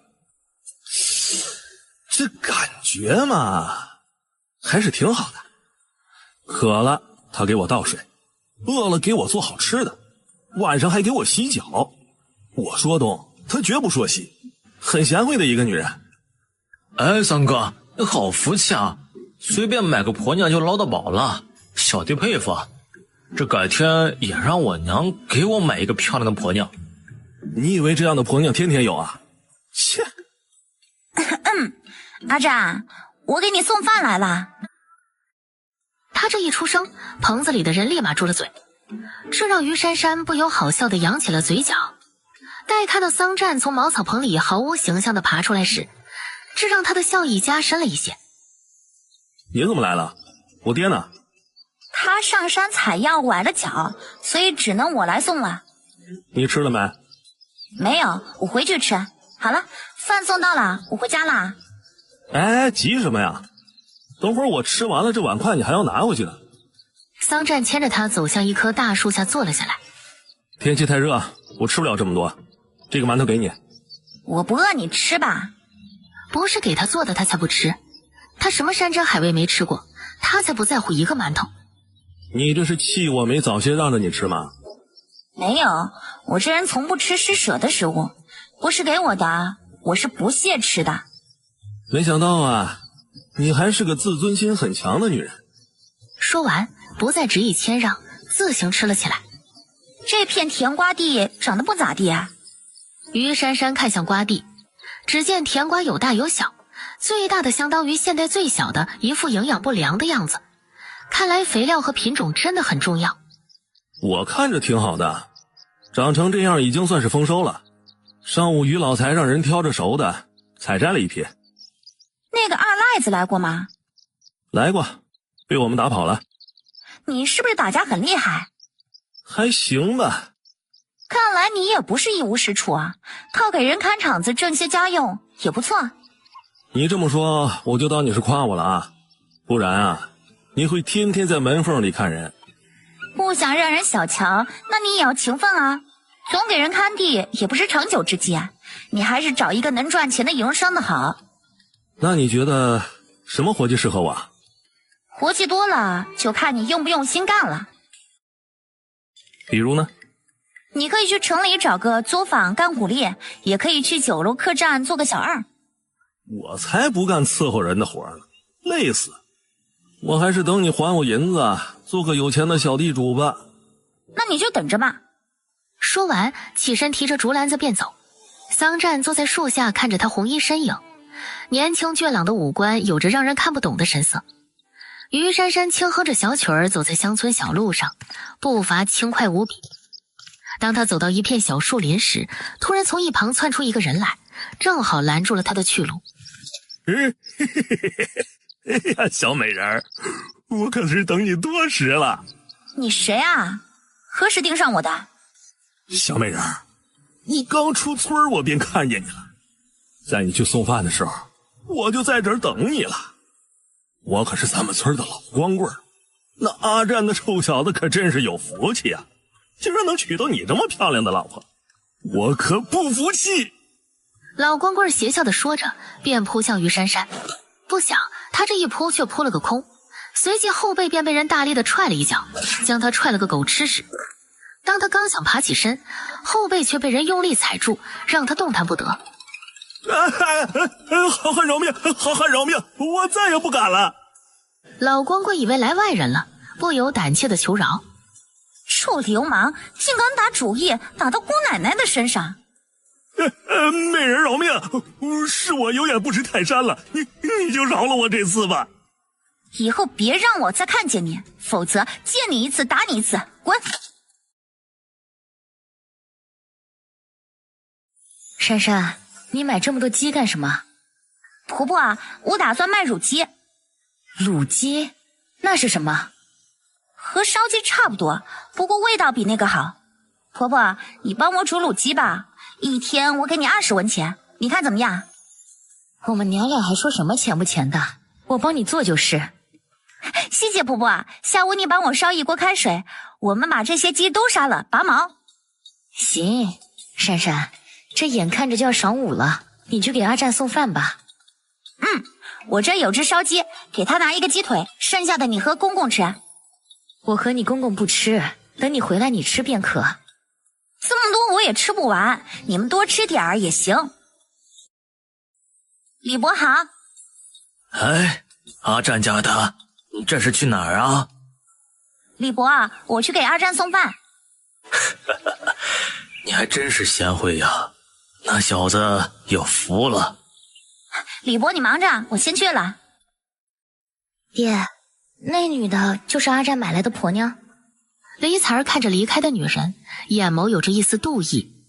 正是，没想到啊，那穷小子竟还有如此艳福啊。确实艳福不浅。彩儿，今天刘媒婆给你介绍的那个张福家的儿子，你可相中了？没相中，个子矮不说，还不好看。哪儿矮了？不比你爹我高啊。是比你高，可他比阿占矮啊。切，有几个能跟阿占相比的？那阿占馋懒不干活，他能长矮个就奇了怪了。喂，醒醒！来了。给，趁热吃。于珊珊将竹篮子递给他，桑占起身接过竹篮，接着脚下便把睡着的2个人给踢醒了。哎，起来了，起来了！哎，那个嫂子来了。不好意思啊，打扰你们了。哦，没事没事，你们聊你们聊。坐。田官少了很多啊。是啊，今天又采摘了几车。早上我娘来送饭的时候说啊，你又去抓野兔买了。我不是跟你说了吗？你不要一个人进山，太危险，你就不能多等几天。明天我就不去了。于珊珊呐，你要是靠着抓兔子想还债，你还是趁早歇了吧。桑占打开布包，只见表面上有一只鸡腿。哎，哪儿来的鸡腿啊？自然是买的啦。我还不知道是买的，你才卖几个铜子啊，就敢乱花钱？有吃的你就吃吧，你管我怎么花钱，又没花你的。这鸡腿我不吃。说着，桑占便将鸡腿递给他。为何啊？我怕吃了晚上睡不着觉，拿回去，你跟我不一样，我让你吃是为了报恩。我可不想要你这样的报恩，拿回去，不然我扔了啊！不吃拉倒。桑占拿起馒头咬了一口，于珊珊吃着鸡腿，味道太淡了。这也是他为何要自己做卤鸡了。这个朝代应该没有卤汤制肉，那他先试着做做看，要是好卖，那他暂时先卖卤制品。照你这样不节省，我想过地主的日子没指望喽。你放心好了，我能花钱也能挣钱。改天我让你一家天天吃大米饭。切，就凭你天天抓兔子？我会想别的办法。事情还没成功之前，他还是低调一点的好，万一不成功也不至于太丢人。阿占他娘，你家做什么好吃的呢？那香味可是传遍了一个村子。姚嫂子也没做啥，就是煮了几只鸡而已。煮只鸡咋这么香？你家是怎么做的？教教我们呗。各位大娘大婶，实不相瞒，我这煮鸡的方法是秘不可传的。等我以后挣了银钱，到时我请大家吃鸡怎么样？我说阿占家的不就是煮只鸡的事儿吗？这才还保密上了。你要不想教就直说，犯不着以这样的借口推脱。就是啊，谁家做个饭有个新颖出新的，我们这村的人不都是毫无保留的教会他人吗？怎么到了你这就成秘密了？我看呐，这外来户就是不靠谱，他家根本就和我们村不是一条心的。珊珊，你怎么说话的？我们一个村住着，大家理应互相照应，你赶紧将煮鸡的方法教给他们。不好意思了，婆婆，我的东西从来都不会外传。哎呀，珊珊呐，你别犟了，为了一口吃食得罪了这些叔伯婶娘，不值得。各位大娘大婶，我家是外来户不假，可我家过的什么日子，大家想必也都知道。3口大人，2亩地，1年的粮食除去杂税也只够吃几个月的，加上我公公婆婆心疼儿子，不让他卖苦力，还要吃好的，这让家里的生活更加紧衣缩食。既然我嫁进这个家，我便想着将日子过好，于是便想着煮些乳鸡拿到城里去卖，这样也能多份进项，不至于日子过得太难。可我若是将挣钱的手艺都交给大家，我家以后还不是继续受穷？我想是人都不会把自己的看家本事交给他人的，不过我也不会太不近人情。若是我的卤鸡能卖了钱，到时村里人想吃，我只收成本价，不赚大家的。各位大娘大婶，还希望你们能理解我家的苦衷，在此我给你们赔礼了。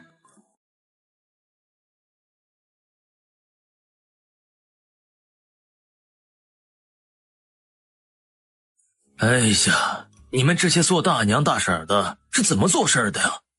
为一口吃食比一个小姑娘，你们老脸臊不臊啊？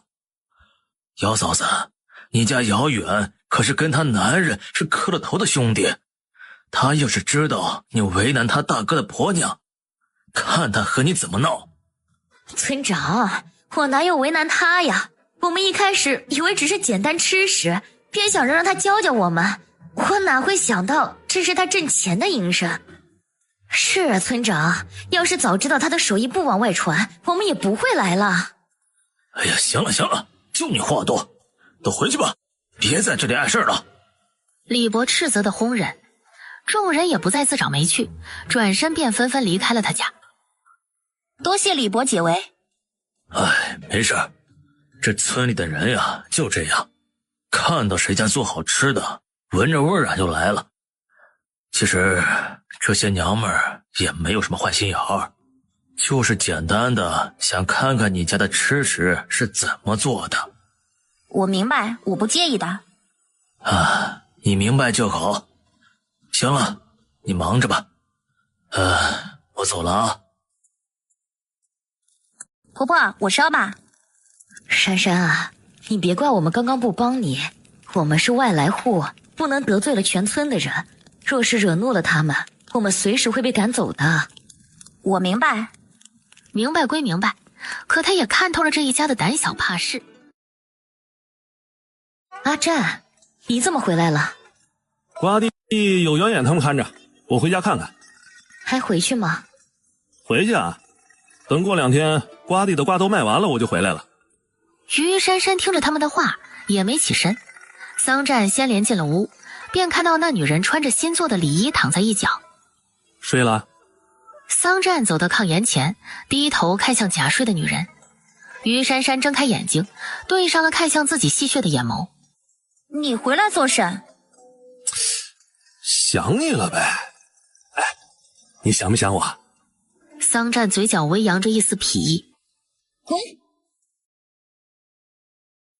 我听我娘说你在做什么卤鸡？于珊珊轻应了一声，她就知道林姑去送饭时跟她说了，不然她也不会晚上回来。你家是做卤鸡的？不记得了，我只记得我脑子里就会这些。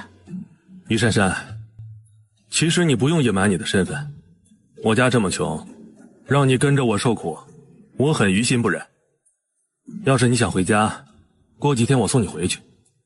至于那5万两银子，你可以让你家先给我一部分。桑战眼中闪过一抹幽光，于珊珊闻言转过身看向他。桑战在他转过身之际，一张俊脸已换上诚意恳恳。我没有可隐瞒的，忘了就是忘了，没忘的就是没忘。不管你信不信，在我没还清你的银子，我是不会离开这里的。你要是怕我的身份会连累你什么，我可以离开你家，等我挣够了银子再回来还你。桑战嘴角微扬地看了他片刻。那既然你真的忘了，你还是留在我身边，我才能放心一些。谁知道你走了以后还会不会回来？到时候你不回来，我岂不是弄了个鸡飞蛋打？那你让我在这个村里还混不混了？你要是想让我还银子，那我做什么事你最好不要插手。我才懒得管你事儿呢。不管最好。行了，你该去刮地了。不急，地里有人看着。桑战说着话，抬手抚上女人的脸颊，因为这女人侧身躺着看向他时，这让她美丽的小脸在灯光的映照下妩媚动人极了。于珊珊打掉他的手掌。桑战，我看你年纪不大，是拿你当个弟弟看，你可不要对我有什么非分之想。你怎么知道你比我大？你不是不记得你的年龄了吗？这有何难的？我的脸蛋也不是稚嫩的小姑娘。你看看阿离15岁长得多高，我有多高？我可是比她高一大截，这说明我的年纪不小了。你这看上去呢，的确比我大，不过也大不了多少，我们还是有希望可以做夫妻的。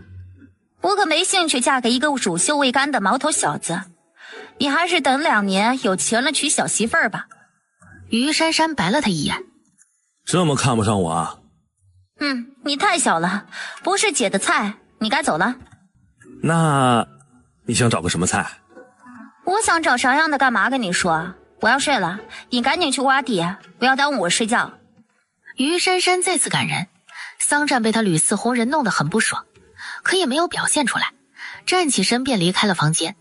早晚有一天他要让他不敢小瞧自己，到时他给自己提鞋都不配。珊珊，你这背篓里就是你要卖的卤鸡吗？是的，张嫂。你还真能干，刚进门便想着挣钱养家，阿战娶了你呀，可算是捞着了。过日子嘛，不都这样？我相信你这一进门，你家的日子肯定会一天比一天红火起来的。借你吉言，我会努力做好的。一只鸡能卖几个钱？人家城里卖烧鸡的大有人在，你一个妇道人家，谁买你的？我自是知道城里有卖烧鸡的，可他们卖他们的，我卖我的，谁喜欢哪种口味，时刻说了算。卢氏，人家如何做生意，我们只看着就好，其他的无需多言。谁管他卖不卖的，关我屁事。正说着，忽见一个年轻壮汉背着一个箩筐走了过来，待他来到车前，找了一下空位，待没有看到合适的位置，便问都不问一声，便想将装满筐的野木耳放到于珊珊的背篓上。还好于珊珊眼疾手快，将他的箩筐挡住了。这位大哥，我这背篓里放的是吃食，不能压，你再找其他的空位。哟，咱们村儿什么时候来了这么好看的姑娘了？阿柱，你别胡闹，她是阿占的婆娘。什么？她就是那个快死的女人？早知道你能活过来，老子就花钱要了，现在却便宜了那个缠兰小子。妈的，你废物小子交了什么狗屎运了？老子到现在还是光棍呢。你光棍又不能怪别人，机会摆在你眼前，是你不珍惜。现在人家嫁了别人，你只能自认没福气吧。再说，那阿占虽然懒点儿，可人家年轻好看啊，这可是你比不了的。一旁冷眼旁观的于珊珊听着他们的话，心里有了推断，感情自己不是一开始就是卖到桑家的。阿柱闻言，眼中的嫉恨又深了几分，一抬手又想把箩筐放在背篓上，不想这次又让那漂亮女人挡住了。他想用大力气强行放上去，却发现自己竟然没办法撼动一毫。阿柱大哥，我看你还是放在其他地方的好。呀哈，你个小娘皮，你男人见了我都要让3分，你却屡次不给我面子。今天你要是不给我道歉，我这箩筐压定你了。阿柱不怀好意的上下扫量着他，错失了如此佳人，让他嫉恨无比，便想着找他麻烦。于珊珊自是听出他的调戏，于是也不再客气，手上一个用力，便将他的箩筐一把抢了过来，然后一个转手便将那箩筐扔出老远，那些木耳随着一道弧度便都洒了出来。嘿，臭女人，你敢扔老子东西？你看我不打死你！阿柱慢一拍的大骂完，便扑向于珊珊，心里想着当着人的面轻薄了这个女人，让那个桑占在村子里丢丢人，这样也解他心头之恨。可他刚走了2步，后衣领子便被人一把薅住了，还不等他回头看来人是谁，便觉腰间被人狠狠地踹了一脚，将他踹飞了出去。谁他妈踹我？倒地不起的阿柱回头看向那人，待看清是谁，更是怒不可遏。嘿个臭小子，你竟敢打我！你欺负我婆娘，我为何不能打你？阿柱，平时我尊你一声哥，那是看在邻里邻居的份上，大家要以和为贵。你每次对我贬低嘲讽，我都不给你一般见识。可你万万不该欺人太甚，你欺负我行，欺负我婆娘就不行。以后再让我看到你对我们不敬，别怪我下手无情。你个外来的猪崽，你竟敢在我们村上撒野！今天我让你滚出这个村子！说完便捡起自己的木耳回了村子。你去吧，我倒要看看谁会听你这个老光棍的。桑占冷笑了一声，转身看向正看着自己的女人。好了，我们可以进城了。抱歉，给你惹麻烦了。他会不会当真去你家轰人？他一个光棍还没那么大本事。哎呀，别担心了，不会有事的。上车吧，我陪你进城。你不去看瓜地吗？有遥远他们看着就行了。你不用陪我去，我自己能行。于珊珊，你以为我愿意跟着你呢？赶紧上车，别废话。一路无话进了城，于珊珊刚想背上背篓，桑占却一把抢了过去背好。你打算卖到哪儿啊？先去最好的酒楼里看看。这里最好的酒楼便是以县名命名的卢野酒楼了，我们去那儿。好，这里就是了，我们进去。桑占说着便进了酒楼，于珊珊随后跟着。待刚进了酒楼，一个小二便先看到了一身打着补丁的桑占。哎，不是，谁让你进来的呀？出去！这里岂是你这穷酸来的呀？快滚！少狗眼看人低，我是陪我东家来的。小二，我想找一下你家的掌柜，不知他在不在？小二一见眼前女子面貌美丽，气质不凡，身上虽然不是绫罗绸缎，可也是崭新棉布红衣裙。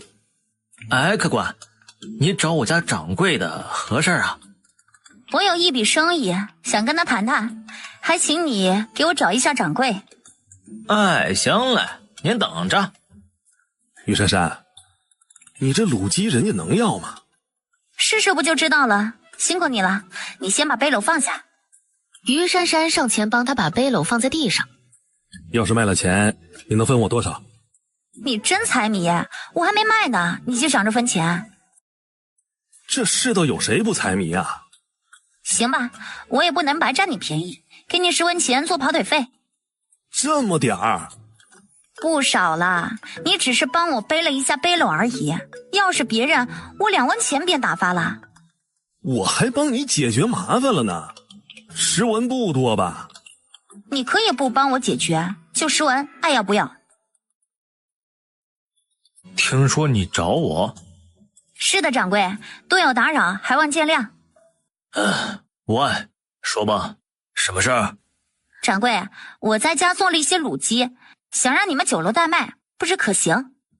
卤鸡？说了你也不明白，掌柜的，先尝尝看。于珊珊说着，从背篓里拿出包装好的卤鸡，然后打开放在桌子上。掌柜，你尝尝。掌柜的在包装一打开时，便闻到了一阵香气，那香味儿是他从来没有闻过的，而且这种香气让人有一种想立马吃肉的欲望。故作面色不惊地撕了一个鸡腿，咬了一口，肉一入嘴，满齿留香，让他忍不住紧嚼了几口，但越吃越好吃，神情也不自觉地有了一丝激动。还行。你打算卖多少银钱一只啊？掌柜，我这卤鸡的用料都是上好的药材熬制而成，也可以说这是药膳，对人的身体有保健安康的功效，所以这卤鸡的价格也要贵一些，一只30文。这么贵？这烧鸡才10几文，这都贵一半了。掌柜，向来买卖的东西都是1分钱1分货，它只要物有所值，它就值这个价。20文好了，要是可以，我便定了。不好意思，掌柜，这个价钱我的成本还不够，最低30文。这样吧，看你是个女人家，做生意也不容易，我给你25文，你要是再拒绝，我们就没得谈了啊。掌柜的一脸精明道。于珊珊故作一脸为难的犹豫了片刻，最后咬牙道：好吧，依你，25文便25文。不过我还有一个条件。掌柜你请说。这卤鸡只卖我一家酒楼，不能再去别家酒楼卖。掌柜，我只能答应在你这东城区域不卖这卤鸡，其他3城我还是要卖的，因为你卖的再多也是有限的，我自是要多找几个销路。也好，只要你不在我东城，随你去哪里售卖。多谢掌柜理解，你先卖着，明天我再来看你卖的如何，若是卖得好，我们再谈订货流程。行，就这么说定了。今天的卤鸡先欠着，万一卖不了，我也不至于赔银子。明白，一切等明天再说。敢问掌柜贵姓？免贵姓王，叫我王掌柜便可。好，王掌柜，事情既已谈妥，那我先回去了。那您慢走。哎，你觉着你那些卤鸡能卖完吗？说不准。我看你的神情啊，很有信心，想来你已经有把握了。你哪只眼看到我有信心了？刚才你和那个王掌柜谈生意的时候，那王掌柜一副很看好的表情，再加上你表现的张弛有度，拒绝他独家售卖的提议，这就说明你的卤鸡是很好卖的，这也就给了你这桩生意能成的信心。我就算有信心有什么用？具体的还是看结果，凡事都有万一。你做事一向这么沉稳吗？我做事不喜欢破裤子先伸腿，我只想将胜利的微笑展现在最后，这样不容易让人看笑话。果然长几岁，想法变成熟很多呀。说的好像你比我大似的，我看你思想才成熟，年纪不大，却善于观察人心。哎呀，于珊珊，我不小了好吗？18了，那村里比我小的都有孩子了。要不是我家穷，我这个年纪都当爹了。也是，我都忘了这茬。那你记不记得，你可有心上人啊？不记得。那要是你恢复记忆发现你有心上人，或者已经成亲了，到时候怎么办？能怎么办？凉拌。哼，我倒要看看，到了那个时候，你还笑不笑得出来？当他们一进家门，便看到早上招惹他们的光棍阿柱，还有村长李伯。李伯，你们何时来的？有事啊？桑占故作不解地问道。我们也是刚来的。阿占，你这小子怎能打人啊？李伯，是他想打我婆娘，我自是要还手了。谁打你婆娘了？是你婆娘把我一箩筐的干木耳扔了，我只想让她给我捡起来。打没打的，当时可是有人看见了，不信我叫来张嫂对峙一下。总之我没打着，倒是你打了我了，我到现在还腰疼呢。你看啊，都被你踹青紫了，你要赔我医药费，不然我给你没完。李伯，你可得为我做主啊！他这刚娶了婆娘就欺负我这个光棍，你看他给我打的。说着将衣服掀起来，让李伯看他的腰间。李伯抬眼看去，那里果然有一个青紫的脚印。阿占，你下手怎能这么重啊？还不给他道歉，顺便赔他半吊医药钱。李伯，这事不能怪我男人，是他想欺负我，我男人护我，有什么不对？一旁的桑占闻言微怔了一下，接着嘴角扬起一抹弧度。我男人，貌似这个称呼不错。阿占家的，他不是还没有欺负到你吗？要是他真的打了你，我也不饶他。可问题是，他并没有动你一个手指头啊！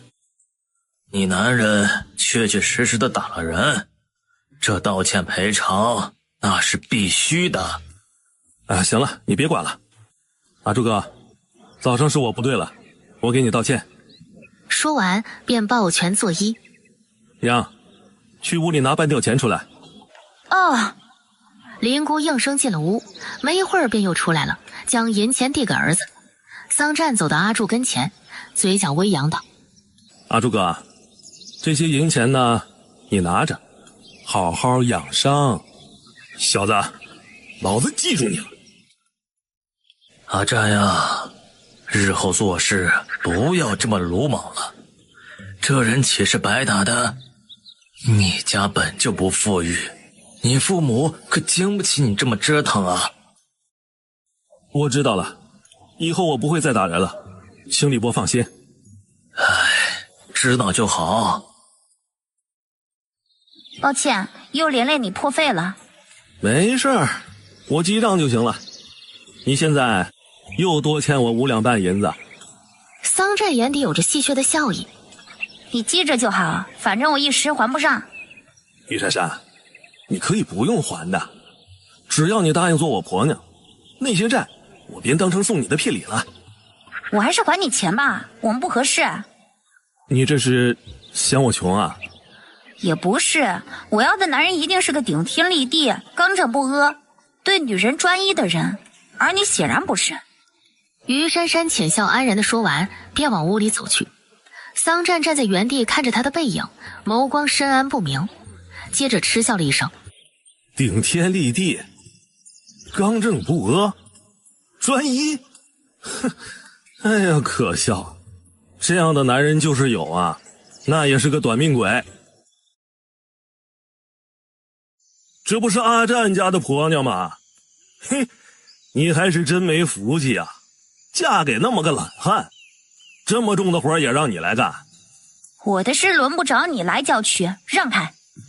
于珊珊，我真是心疼你。珊珊呐，不如你跟了我，我敢保证，家里的活绝不让你干，你就只管在家歇着就行了。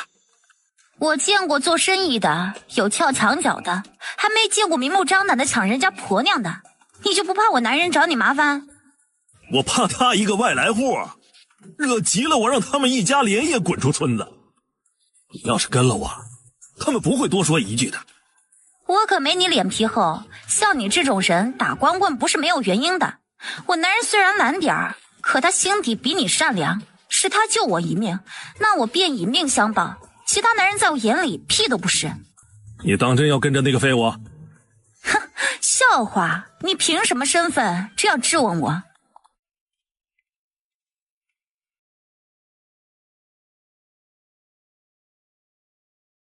婆婆，那个屠猎户是不是第一时间并没有将我卖给你家？唉，我们是外来户，有好事啊，谁会想到我家呢？他自是要先紧着本村的。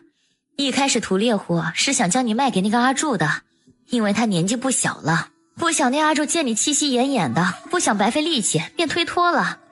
屠猎户这才找到我家。婆婆，我对你们而言就是一个陌生人，你们为何浪费一个500年的人生救我？于珊珊不解道：哎，不是说了吗？阿战不忍看你年纪轻轻就这么死了，加上他也到了成婚的年龄，浪费一个500年的人生娶一个婆娘也值得。只是这样吗？于珊珊有着怀疑，她怎么感觉事情并没有这么简单？当然，我家什么情况你不是也看到了，我们能有什么坏心思？林姑温和地笑道。于珊珊想了想，也没想到其他原因。王掌柜，早。姑娘，你来了，快坐。那个姑娘贵姓啊？昨天我忘了这茬了，还请勿怪啊。叫我于姑娘就好。好，于姑娘，昨天你带来的20只卤鸡卖完了，食客都说好吃，还有的想买回家让家里人尝尝。总之啊，反响都挺好的。我决定呢，每天订100只卤鸡，若是卖得好，我还会增加。这个没问题，你要多少我便做多少，不过要等3天，我要回去盖一个大锅灶，这要浪费些时间。哎，明白，你尽管忙你的事儿，3天我能等的。不过这卤鸡的价格还是有点贵，我要100只，你给我20文一只，可否？不好意思，王掌柜，25文是最低价，我回去后还要雇人帮忙，成本也就加大了。好吧，就这个价。他一只卤鸡可是卖到了50文，好东西谁还嫌贵？尤其是那些有钱人。王掌柜，这做生意的都会有风险，你订100只卤鸡需要交1两银子的定金，万一我做好了，你临时变卦，我也不至于赔得太多。呵呵，你说的在理，这定金啊是必须给的。我将昨天的卤鸡钱一起给你，一共是1两半银子。珊珊，你想干什么？应该跟阿战商量一下。你想卖卤鸡，小打小闹便可以了。你现在想将生意做大，会很辛苦的。婆婆，到时候我会雇人帮忙的，我不会太辛苦的。婆婆，现在咱家这么困难，我只想让你们都过上好日子。我们不需要。珊珊，你若只是赚个零花钱，我和你婆婆都会帮你。可是你要把生意扩大，我是不会同意的。明天呢，你就把这些东西都退回去。为何？我想多挣些银子，还有错了？我们一家再不济，也轮不到靠一个女人养着。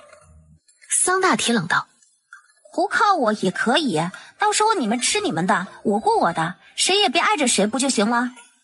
好了，你们都别说了，一会儿啊，我让阿战回来，看他怎么说。快晌午时，桑战回来了。哎，醒醒！你娘都跟你说了吗？说了。你真想做生意啊？当然，生意不做大怎么挣大钱？不挣钱我怎么还你的银子？桑战眸光深暗地看着他，闻言嘴角扬起一抹弧度。既然你想做，便做好了，我支持你。你还需要什么？我帮你。我现在想垒一个大锅灶，这样一锅能煮很多卤鸡。好，下午我让我爹给你垒一个，等过2天我的事儿忙完了，我也帮你。谢谢，可你爹你娘为何那么反对我做生意啊？于珊珊，你要理解他们一下，毕竟呢，他们穷惯了，对于做生意他们想都不敢想。他们呢，是怕你赔了，连累他们。若是这样，我能理解他们。还好你和他们想的不一样。我和他们想的当然不一样，我可不想再受穷了。有你这么能干的女人给我挣银子，我高兴还来不及呢。你能遇上我是你的福分，要是其他人，你的5万两就打水漂了。切，你的福分我可是还没享受到呢。哎呀，还是家里躺着舒服啊。你躺着吧，我去做饭。说着便想下炕，可下一刻胳膊便让人攥住了，还不等他反应，人便被扯倒在少年郎的怀里。啊！他这一扯，牵动了他肩膀上的伤，疼得他不由喊出声。怎么了？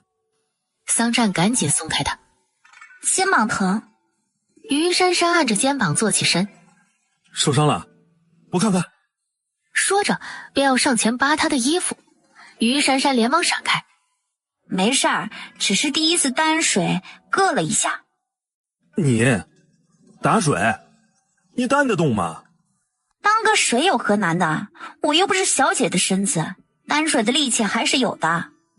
还真是辛苦你了。这算什么苦啊？我没那么娇气。你待着吧，我帮你娘做饭去。有我爹在，用不到你。桑占却一只手搂住女人的腰，让她坐在炕上。放开，我可不是你媳妇儿。要不是不想过早暴露身份，他早一拳打过去了。你不是不拘小节吗？你能脱了衣服随我看，我这搂你一下也不算什么事儿吧？桑占痞笑了一下，一个翻身将他压在身下。我就是不拘小节，也不是谁随便搂的。你再不下去，可别怪我不客气啊。是吗？你要如何不客气啊？还提我这儿啊？桑占将身子又压紧了一些，邪邪地笑道。于珊珊暗骂臭小子，抬嘴便用力地咬住了他的胳膊。桑占痛呼一声，放开他。你属狗的！你才是狗呢！再对我无礼，我咬掉你的肉！于珊珊发狠地说完，便出了屋子。饭后，桑占便嘱咐他爹给于珊珊垒锅灶，随后他便又去了瓜地。你刚刚去哪儿了？去张嫂家了，我让她给我找2个人帮着杀鸡。杀个鸡干嘛还要找人呢？我和你公公就干了。以后杀鸡的活变多了，杂活也不少。你们2个年龄大了，会很累的。雇人干，我们谁也轻松一些。有了之前他们夫妻的反对，他还怎好意思指使他们干活？他们又不是真的一家人，自己还是自觉点吧。明天要杀多少只鸡？150只。这么多，那可得用很多水才行啊。知道，我已经找了专挑水的人。珊珊，其实你不用找人挑水的，这活呀，你公公就做了，你这样就有些见外了。婆婆，你们救了我的命，我已经很感激不尽了。你们是我的恩人，我又怎能为了我的事累到你们？等我挣了钱，我一定好好回报你们的。珊珊，你要是想感谢，还是感谢阿占吧。要不是他的决定，我们夫妻是不会救你的。毕竟500年的人生不多见。婆婆，阿胜只要是你的儿子，你们便都是我的恩人。傍晚时分，土锅灶便垒好了，那口大锅放上去正好。于珊珊呐，以后有什么事儿，你最好与阿占商量一下。我可不想让外人知道我儿子做不了一个女人的主。知道了。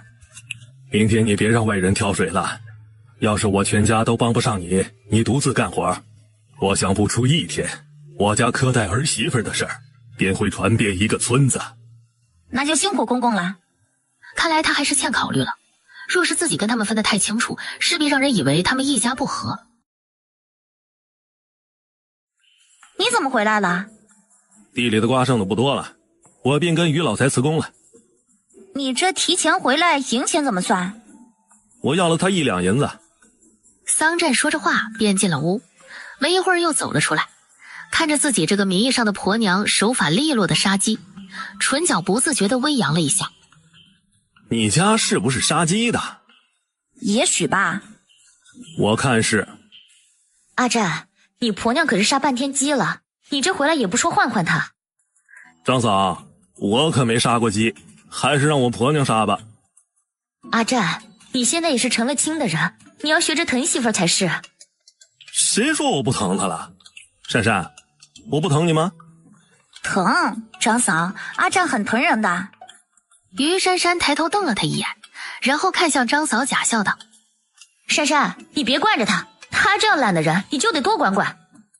刘嫂，以后我会管他的。桑战，家里有没有一块大一点的破布料？你觉着我家这条件有那个东西吗？可院子里没有阴凉，下午干活太热了，你有什么办法吗？算了，跟你说也白搭，我自己去想办法。于珊珊忽然发现她找错了人，就她懒人一个，她就是有办法也会懒得动。她刚转身走到门口，便听身后那懒人出声了：爹，你进来一下。阿战，有事儿吗？爹，珊珊说院子里没有阴凉，下午干活太热了，你现在去想办法给她搭一个凉棚。行，我现在就去。公公，不急，明天再弄也不晚。没事儿，搭凉棚简单。桑大铁说完便出去了。于珊珊回头瞪向那小懒汉：桑战，你干嘛指使你爹？你帮我一下不就行吗？不行，热死了。你热，你爹难道就不热吗？你要是心疼我爹呢，你也可以不搭凉棚。别忘了，这本来就是你的事儿。桑战语气微冷，这女人真是无理，是她找自己想办法，她找了，她不说感谢自己，竟还指责她不孝。抱歉，是我没分寸了。说完，转身便走了出去。不知所谓。公公，这活我来吧，你帮我找一些茅草来就行。这粗活你不会，你还是回屋吧。这活难不倒我啊，不就是挖坑埋木头架吗？于珊珊说着，便找来铁锹，然后找好位置便掘土挖坑。桑大铁看了片刻，眸中有着一丝诧异，他没想到这姑娘还会做这些。你先挖着，我去找茅草。于珊珊手上不停地挖着坑，但有了一定的深度，她将一根手臂粗的木头放进去。由于没有人帮她扶着，她只能一手扶着，一手往坑里填土。当她正用手帕拉土时，一双穿着旧布鞋的大脚映入眼帘，这让她不由抬头看去。你扶好木头。来人不耐地说着，拿起铁锹便往坑里扔土。于珊珊微怔怔，接着站起身扶好木头，配合他填土。待土填平，桑战又用脚踩结实，待确定木头不摇晃后，这才在另一个位置挖坑。于珊珊看他帮着干活，刚刚心里的不愉快一扫而光，嘴角还微扬了一下。不多时，两个人便埋好了4根木头。桑战，再在上面搭几根木头就可以了，等你爹拉回茅草，直接铺上去就成。没一会儿便都搭好了。桑战跳向木凳，用袖子擦了一下额头上的汗，眸光复杂道：好了没啊？好了，你可以回屋洗洗凉快一下了，谢谢。你让我自己打水洗啊？好吧好吧，看在你帮我的份上，我给你去打水。水好了，你快洗吧。桑战没有客气，几下将上衣衫脱了下来，随手便扔给于珊珊。一会儿给我洗了。大爷似的说完便洗了起来，待洗完脸，又用湿棉巾擦洗了一下身子。于珊珊一旁看着他宽肩窄腰、肌肉发达的身体，那腹部还有性感的8块腹肌，不得不说这个小懒汉的身材还是很好的。桑战洗完，一抬眼便见女人正在看着自己，可那目光带有几分肆意，那神情完全不像一个小女人看到半裸男人后该有的羞涩。你看过几个男人了？桑战走到他跟前，骨节分明的手指钳住他的小下巴。他这样肆无忌惮地看一个男的，很难不让他联想到什么。说，你看过几个男人身体了？我都没记忆，我怎么知道看过谁的？你身为一个女子，你难道不知道什么是羞臊啊？有谁像你这样大大咧咧地看一个男人的身体？你能脱还不信人看了？你多好意思，我为何要害臊？再说，你对我来说只是一个小弟弟，姐看你只是纯欣赏一下。姐？哼，你想当我姐，我还不想当你弟弟呢。傲娇的臭小子。你看的什么书啊？说了你也不懂。桑占见他有模有样的扫量着书面，随口问道：可看懂了？这有何难的？不就是兵书吗？你认字儿？这倒让桑占意外了，因为这村里的女孩子都没上过学堂，更别说认字了。我认字有何稀奇的？倒是你家这么穷，你竟然上过学堂？谁说家里穷就不能上学堂了？那你有没有科考过？我才不稀罕考功名呢。那你稀罕什么？你管我稀罕什么？先别看了，尝尝我煮的鸡胗鸡肝。哎呀，这鸡内脏太恶心人了，我不吃。这都洗干净了，不恶心的。这鸡胗很好吃，吃着口感可好了。于珊珊随手夹了一个放进嘴里，真劲道，好吃，要不要吃一个？你煮肉的手艺不错呀。好吃吧？自己吃着，我给村长送点儿去。主子，难道就这么让他胡闹下去？哼，无碍，我倒要看看他有几分本事。放心吧，我自有分寸，你有分寸就行。这个女人到底是何来路啊？她的言行举止可不像一个乡村丫头，她的身份的确可疑啊。主子，会不会是那边派来的奸细？你见过哪个奸细这么张扬的？相较于奸细，我倒怀疑他是某个国家的人。可其他三国的百姓也没有他那样的装束。不管他是谁，我们总要防备他一些。我知道，看来我们以后不再吃那些粗茶淡饭了。这几天啊，我们吃的菜窝窝我都想吐。辛苦你们夫妻了，要不是那边的人来这个县城暗查于我，我又怎么会浪费一颗500年的人参，救个半死不活的人，让他掩人耳目做我的婆娘呢？那边的人怎么会来此地？难道是察觉到了什么？谁知道呢？前2天我进城，梵文说那些人还在城里。这于珊珊暂时不能离开我家，明白？哎，珊珊，你怎么来了？李伯啊，我家里煮了一些鸡胗鸡肝，想着快吃晚饭了，便给你送过来一些。等明天卤鸡入味了，我再给你送只卤鸡过来。哎呀，你可别给我送了，那么贵的东西，你还是留着卖吧。少卖一只卤鸡没什么的，这鸡胗鸡肝你先收着。哎，行，你看看，你还惦记着我，快进屋。哎，彩儿，拿个盘子出来。爹，拿盘子干什么？阿占家的给我们送来了一盘鸡胗。爹，人家给你就要啊，我家吃不起肉吗？你这孩子怎么说话呢？去厨房帮你娘做饭去。于珊珊，以后你少巴结我爹，你的东西我家不稀罕。李姑娘为何这么讨厌我？我们并没有过节啊。我讨厌一个人不需要有什么过节，拿着你的东西离开我家。那个珊珊，你别跟他一般见识啊，这孩子被我们给惯坏了。没事儿，我先回去了。于珊珊心情不爽地拐进一个胡同，想着那个村花为何不待见自己。正当她心事重重地走着时，忽然有人从身后抱住了她，同时一股臭汗味也传了过来。于珊珊想也不想的一个错身，紧接着一记肘击狠狠向后面那人撞击了过去。臭女人，你想杀人呐？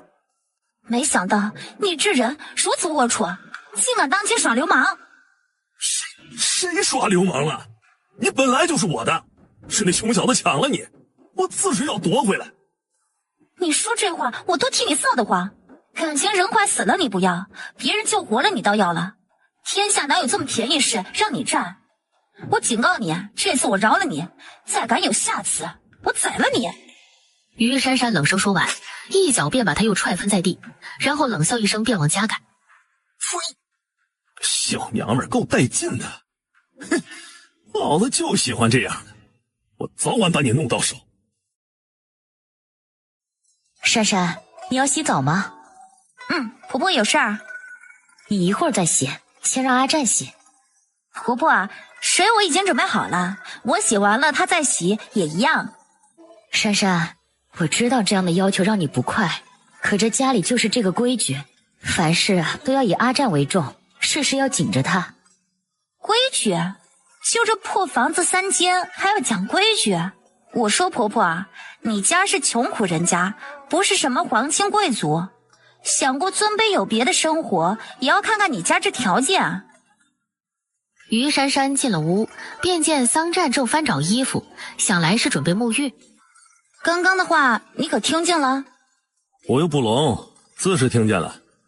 于珊珊，你充其量也只是借住在我家的外人，有些事儿你还是自觉点好。桑战找好了衣服，便想去柴房洗澡，于珊珊一手拦住了他。要是你觉得我借住在你家就要遵从你家的穷规矩，那我改天就搬出去。你放心，我不会跑得让你看不见我，怕我赖账。我在这村里再另买一处宅子，这样谁过得也舒心。难道我救了你，让你礼让我一些不应该吗？想让我礼让，也要我主动才行。你们母子一副把我当个下人般的态度，让我很不爽。别以为我的寄人篱下，就想让我听你们的安排。今天你要是执意先去洗，明天我就搬走。不信你就试试看。你威胁我啊？没有。怕了你了，你先洗就是。于珊珊斜睨了他一眼，越过他从衣橱里拿出自己的衣衫，然后一个眼神都没有给他便走了出去。桑战站立原地未曾动一下，灵姑进来时便见俊脸微沉的主子。主子，明天我好好敲打敲打她，这姑娘太不懂事了。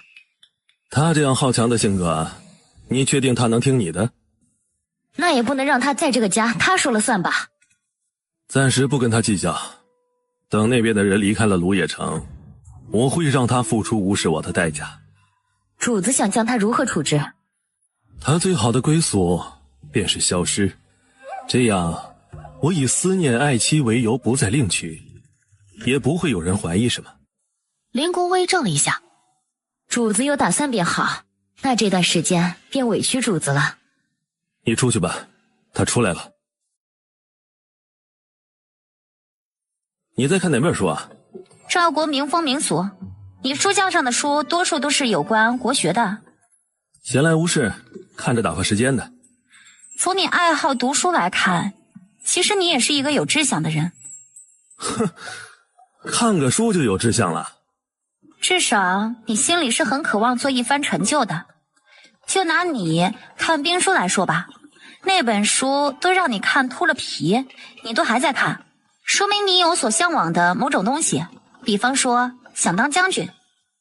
我的确想当个将军，可惜我没那个命。你怎么不去当兵？这样你或许能寻得一丝机会。得了吧，当底层兵很苦的，我可受不了那个罪。刚觉得你还有一些优点，让你这一说，你立马什么也不是了。眼高手低的人都是没出息的。切，这是我的书，不让你看了，让你看不起我。不看就不看，看来你不止又懒又馋，还小气巴拉的。亏你还是个男的，度量这么小。于珊珊，你就是这么报恩的，将你的救命恩人贬低的一文不值？桑战忽地转身，半个身子压在女人的身上，一手捏住她的下巴，眼中闪过一丝危险。你刚才骂我骂得那么爽，这让我很不爽，你说怎么办？谁让你抢我书本的？你不抢我能骂你啊？于珊珊想把他的手拿开，又不敢太过用力，怕他发现自己逼力过人。我的书怎么能叫抢呢？而且你不经我的同意擅自拿我的书，那就是偷。你能不能在屋里搅几分？我们一个屋住着，东西自是要共享，我怎么成偷了？不问自取就是偷，偷东西是要罚的。桑战眸光染上一抹邪魅。于珊珊刚要问话，忽听另一间屋传来女人的呻吟声，这让他不由脑补了一下画面。没想到桑大铁夫妻的夜生活这么频繁。桑战自是也听到了，眸色瞥了一眼房门口，然后看向身下的女人，手指不自觉地摸向她的红唇，发觉触感很好，软软糯糯的。放开！于珊珊被他撩拨的脸红心跳，就想推开他。我们也试试如何？是什么？这样。桑占嘴角微勾的便低头吻住了她红红的樱唇。于珊珊只感到属于男人的气息占据了五感，让她周身一阵酥麻心痒。当她反应过来被人轻薄时，心中一恼，一个侧身躲开他的吻，同时一巴掌呼了过去。桑占捂着被打疼的脸，一双冒火的眼睛盯着面前的女人。你敢打我？打你怎么了？别以为你是我救命恩人就可以随便欺负我。我告诉你，我可不是软弱可欺的女人。我能亲你是你的福分，别不识好歹。你少他妈的自我感觉良好，你也不看看你是什么家庭，一副穷刁钻样，还非充当公子哥。于珊珊，今日你辱我打我之仇我记下了，我会让你为今天所做的事情付出代价。你还记仇？要不是你对我有救命之恩，你以为你现在还能活着？哼！哎呀，看来我们说大话都不分伯仲啊。懒得理你这种人，滚回你那边去。我们走着瞧。爹，你别去了，还是我陪他去吧。也好。你不是不去吗？我不去怎么行啊？万一那掌柜的为难你怎么办？昌伯，走了。牛车慢慢驶出村子，刚到村口，便看到那个阿柱背着背篓等在村口。昌伯，你来了。阿柱，今天这牛车让阿占包了，你明天再来吧。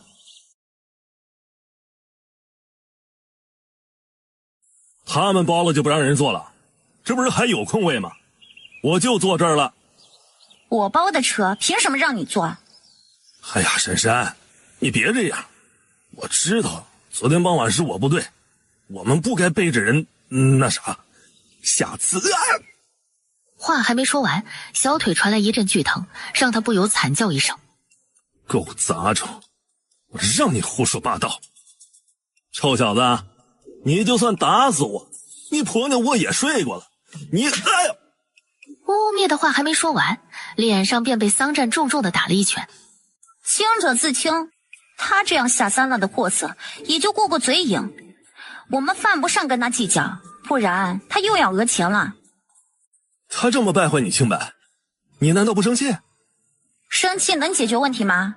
你今天打了他，改天他更会变本加厉的胡说八道，所以对于这样的人只能暂且不理。你可当真能忍呐？以我对你的了解，你可不是一个吃亏的女人。这说明你还是不了解我。好了，我们走了，不要耽误了送货。不想死就闭嘴，若是让我听到村里有什么风言风语，别怪我不念邻里之情。臭小子，你一个外来户，我还怕你不成？有本事你现在就杀了我！这做人呐，还是低调一点比较好。昌伯，赶路吧。臭小子，你别得意，你的婆娘我早晚抢回来。王掌柜，这卤鸡要是一天卖不完，你要用冰块冷藏好，这样不易放坏，明天热热还能继续卖。明白，我店里啊有地下冰房，里面都是用来保存食物的。那就好，您忙着，我们先走了。这剩下的要送到哪个酒楼啊？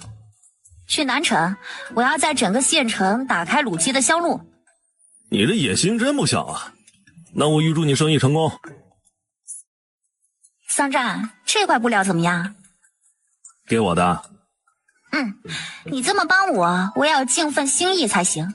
我给你买2块布料，回家我给你做新衣服。还算你有良心，就这块布料吧。于珊珊，等回去以后，你可要先给我做衣服，我可是等不及要穿新衣裳了。行，回去就给你做，谁让你长得好看呢？欠打的女人，敢取笑我？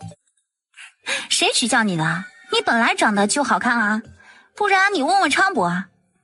我才没那么无聊呢。你家既然是外来的，那你们来这里几年了？3年多了。3年前那时你15岁。嗯。你老家哪里的？为何来这里安家？我家在最北方，那里天寒地冻的，日子过得很是艰难，因此才来了南方。我看你们来了南方，日子也没好到哪里去。你懂什么？至少我们一家不挨冻了，吃野菜也能活下去。要是在极寒之地，我们早就没法活了。那个谢爷是谁？他在这县城很有威望吗？也就是有一些名气而已，威望谈不上。他们谢家世代行医，经常广施善缘，免费赠药，这让他们谢家在当地的人缘极好。原来是医者，他叫什么名字啊？这么关心那人，怎么看上他了？你胡说什么啊？我只是想了解一下这县城的人与事而已。你最好是这么想的，要是让我知道你敢背叛我，明天的太阳你就别见了。正生着闷气，忽见城门口戒严了，守城士兵一个个的在盘查着每一个人。我没证明身份的东西，会不会有麻烦啊？给，这是你的。桑占从怀里掏出一个竹牌，于珊珊接过来一看，只见上面刻写着他的名字和住址。你什么时候给我弄的这个？我让我爹去村长那弄的。弄个身份证明这么简单吗？你只是嫁进东岩村的姑娘，谁在意你是哪儿的？只要多花点钱，什么问题都不是问题。桑占不在意的笑了一下，他才不会告诉他，这身份牌是他让桑大铁找自己的人办的。当盘查到桑占时，3人中的一人走上前，然后接过桑占本想递给守城兵的竹牌，待看了片刻。你多大了？哎呀，官爷，这上面不是写着吗？我18，零3个月了。你家是本地人吗？是的。你家几口人？4口，我父母还有婆娘。你们既然是夫妻，为何你婆娘穿得这么好？回官爷，我这婆娘刚进门不久，我家自是要紧着她穿好的。官爷，我婆家都有很好的，这不，婚后我们夫妻便做起了小生意，以后的日子我们过得会更好。做的什么生意？卤鸡生意，后面那辆牛车上的东西都是我们装东西的。哦，没事了，你们可以走了。待他们一走，这位官爷走到那2人跟前。李大人，有眉目吗？暂时没有，刚刚那人年龄要大1岁，又成了亲了，想来不是他。算着日子，我们找的人刚17岁，他那样的身份应该不会这么早便在民间成亲啊。李大人，我们都来了10几天了，这县城该查询的都询了一遍，只找到2个嫌疑人，最后还不是。这次盘查再没有，我们接下来要如何做？按往常巡查，一个村一个村的查找。既然那被抓之人说过他在南方，那他肯定在这南方某一处。李大人，会不会那个人骗我们，让我们乱找一气啊？你觉得将他一家全部都以凌迟执行要挟，他会说谎吗？一般人再硬气，最终家人是他们的软肋，所以他的话还是可信的。只要我们耐心的找。是，下官定会积极配合。哎呀，累死了。不好意思啊，累到你了。你去哪儿啊？我去一趟瑜伽鸡舍，让他们给我送200只鸡过来。哎呀，你回屋歇会儿，让我爹去就行了。这天这么热。不用，我去就回。我跟你一起去。你不是嚷累吗？跟你在一起，就是再累我也能忍。你要是以前天天这么积极，你家也不至于这么穷。以前我那不是没动力吗？现在找了你这么个漂亮婆娘，我现在干什么都有劲儿了。我发现你今天很会说话，你是不是有什么阴谋啊？的确有阴谋。我的阴谋就是让你成为我真正的婆娘。你能不能可怜可怜我，让我的奸计得逞啊？我们不合适啊。有什么不合适的？你年纪比我小，思想也不成熟。你现在想要的不是你将来要的。我可不想天天哄孩子啊。于珊珊，你再说一遍，谁是孩子？我现在已经成人了，好不好？虽然他也瞒了1岁，可他的思想很成熟稳重了，他哪里孩子气了？你看看你现在，还说你不孩子气。总之，我不喜欢年龄比我小的男孩子。那些童养媳年龄差的更多，他们不照样是夫妻？谁介意年龄啊？你这就是找借口。随你怎么想，反正我不想嫁一个小丈夫。桑占没有再说话，径自走着。他早晚让他抛却掉这可笑的想法。正走着，忽见张嫂哭着跑出了家门口。张嫂，珊珊，你们怎么在这儿？张嫂，谁欺负你了？没人欺负我，我只是想到一些不痛快的事儿。你们这是去哪儿啊？我们去瑜伽鸡舍。张嫂，麻烦你再找2个帮手，今天的活多一些。行，一会儿我就找人。谢谢您，午后你们别来我家。好。于珊珊与桑占走出村子，于珊珊这才问道：桑占，张嫂家是什么情况？他们家3口人，上面只有一个婆婆。她成亲3载，一直没生出孩子，这让她的婆婆很不喜欢她。几次想要她的儿子休掉她，可是张谦不同意，所以呢，她婆婆经常是打她骂她，说她是丧门星。那张嫂过得岂不是很苦啊？苦自然是有的，那谁家的女人生不出孩子，都会在婆家受气的。向瑜伽鸡舍订好了毛鸡，2人便回了家。桑占，只派你一个事儿，你去不去啊？合适啊。我早上特意留了几只卤鸡，你给村长家送1只过去吧。你不是挺喜欢巴结人的吗？这会儿你去正合适啊。我昨天刚送了1碗鸡胗，今天再送会让人说闲话的，你送去就不一样了。那个李彩儿不喜欢他，自己也不好再去找不自在。桑占想了一下，行，我去送。于珊珊见他去了，又拿出1只卤鸡向张嫂家走去。你个丧门星，孩子生不出来，活也干不好，我们要你有什么用？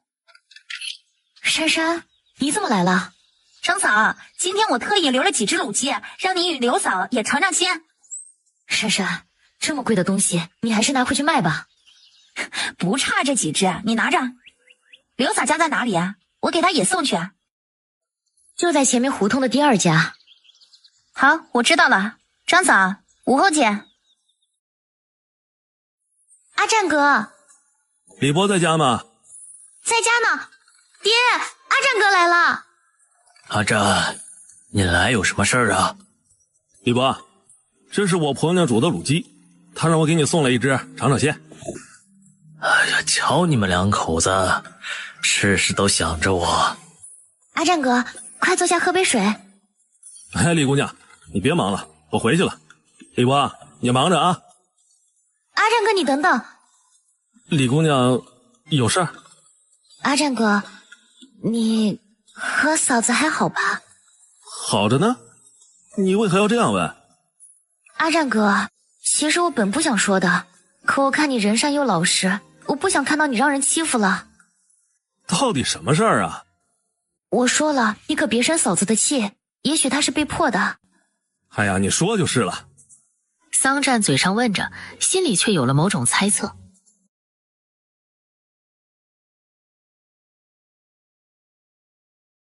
今天那个该死的阿柱到处嚷嚷着嫂子已经跟过他了，他来我家想让我爹去你家将嫂子带出来跟他回家。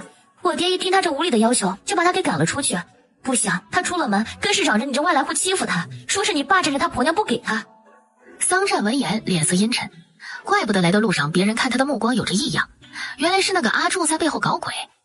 多谢李姑娘告知，也谢谢你爹明事理。那阿柱就是眼红我救活了人，娶上了一个好婆娘，他到处散播谣言，恰恰说明他这是狗急跳墙，你们不要理会就是了。阿占哥，他说的话可难听了，有的话呀说的有板有眼的，让人不得不乱想。他还说什么了？他还说昨天傍晚嫂子跟他回了家，说嫂子看到他的家后啊，说他家比你家好，房屋还比你家多2间，还没有公婆伺候。他说嫂子怕他反悔，当时他们便睡在了一起，这样呀，只等你放人便可。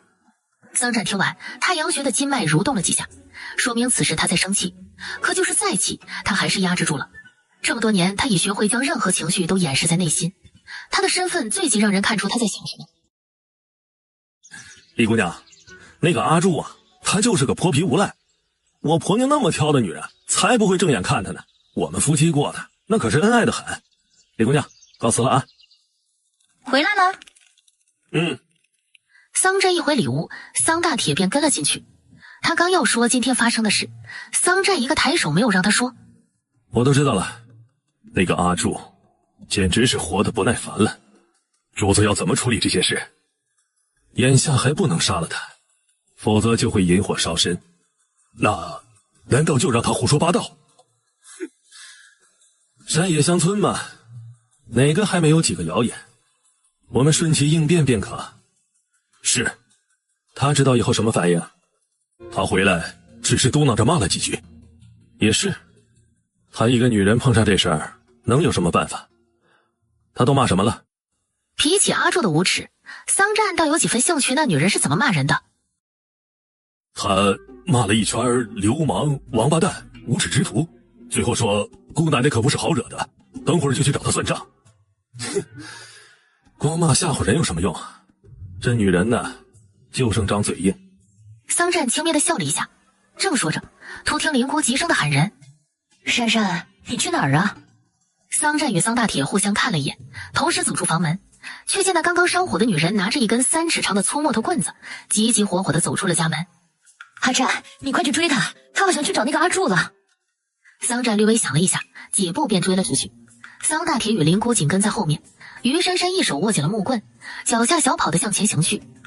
他本想等桑占回来跟他商量一下事情要怎么办，可他一回来脸色难看不说，看到他竟一言不发，好像自己给他惹了麻烦似的。他的反应让他有些窝火，他干嘛要跟他商量？他又不是自己的谁。想着便找了一根木头棍子，他的事他自己解决。于珊珊，你站住！刚刚装逼不理人，现在来喊他，晚了。王八蛋，你给姑奶奶出来！谁呀？哟，珊珊，你可算来了！我就知道你会跟着我的。我呸！你也不撒泡尿照照自己是个什么东西？今天我不让你见识一下我的厉害，你当我好欺负不成？哎呀，你个臭娘们，你敢打我！我岂止打你！哼，你不是说我看中你这破家了吗？不错，的确比他家多2间。我让你感受一下我是怎么看中你家的。于珊珊眼眸带杀，拿着木棍便进了他的屋子。接着院子外的人便听到屋里面噼里啪啦的一阵打砸声。住手！怒声说着便要上去阻止，不想胳膊被人一把拧住，让他单膝跪地动弹不得。臭小子，你放开我，不然我跟你拼命！等我婆娘砸够了，我奉陪到底。你个贱人，你简直是欺人太甚了！你欺人太甚吗？还不够。于珊珊冷笑地说着便出了屋门，紧接着又来到另外2间房，手中的木棍又是一顿猛砸。你个臭娘们儿，你是想让我没家呀你？我跟你拼了！骂着便一头向于珊珊冲来。于珊珊待他冲到近前，一个闪身躲了过去。你回我清誉，我回你家很公平，再敢惹我，我可不保证下次会做什么过激的事。各位叔伯婶娘，今日大家都看到了，是他先诽谤我闺玉的。我之所以砸了他家，我只是为自己讨回清白而已，是非曲直，我想大家也有个评判。阿占家的砸得好，对待这样的人就该有勇气回击。对，阿柱这小子太不地道了，这要是换了别的女人，被这么污蔑，不跳河才怪。桑占看着站在人群中的女人，神色微沉。他没想到这个女人用最简单的以暴制暴将不利于他的事情给解决了。刚刚他威风八面的模样还真是飒爽，让他看了都心情激动了几下。他这样解决比他出手要方便得多。他要是出手打人，会让人以为他真的和这个破屁无赖在一起了。各位叔伯大娘，今日之事是他阿柱欺我是外乡人，想毁我婆娘的名节，现在他落个家被砸，也是他咎由自取。阿战，你婆娘比你能干，你要是勤劳一些，他阿柱怎会认为你不如他，想抢你的婆娘？我看你日后啊，还敢不敢偷懒了？李伯教训的是，以后我定会与我婆娘好好过日子的。桑占一副听话的模样，于珊珊嘴角撇了一下，顺便又斜了他一眼，没有理他。这小懒汉也是个能装的。李伯，你可要为我做主啊！你看这女人把我家砸成这样，你让我怎么活呀？他家必须赔偿我的损失。阿柱，你这次做的太过分了啊！一个女人的名节岂是随便污蔑的？这要是进了官，你这是造谣生事，没个10年大牢你就别想出来。现在你只是家被砸了，你该感到万幸才是，至少你人是自由的。哎呀，就是啊，阿柱，你知足吧，人家没告你，你就烧高香去吧。行了，大家都散了吧。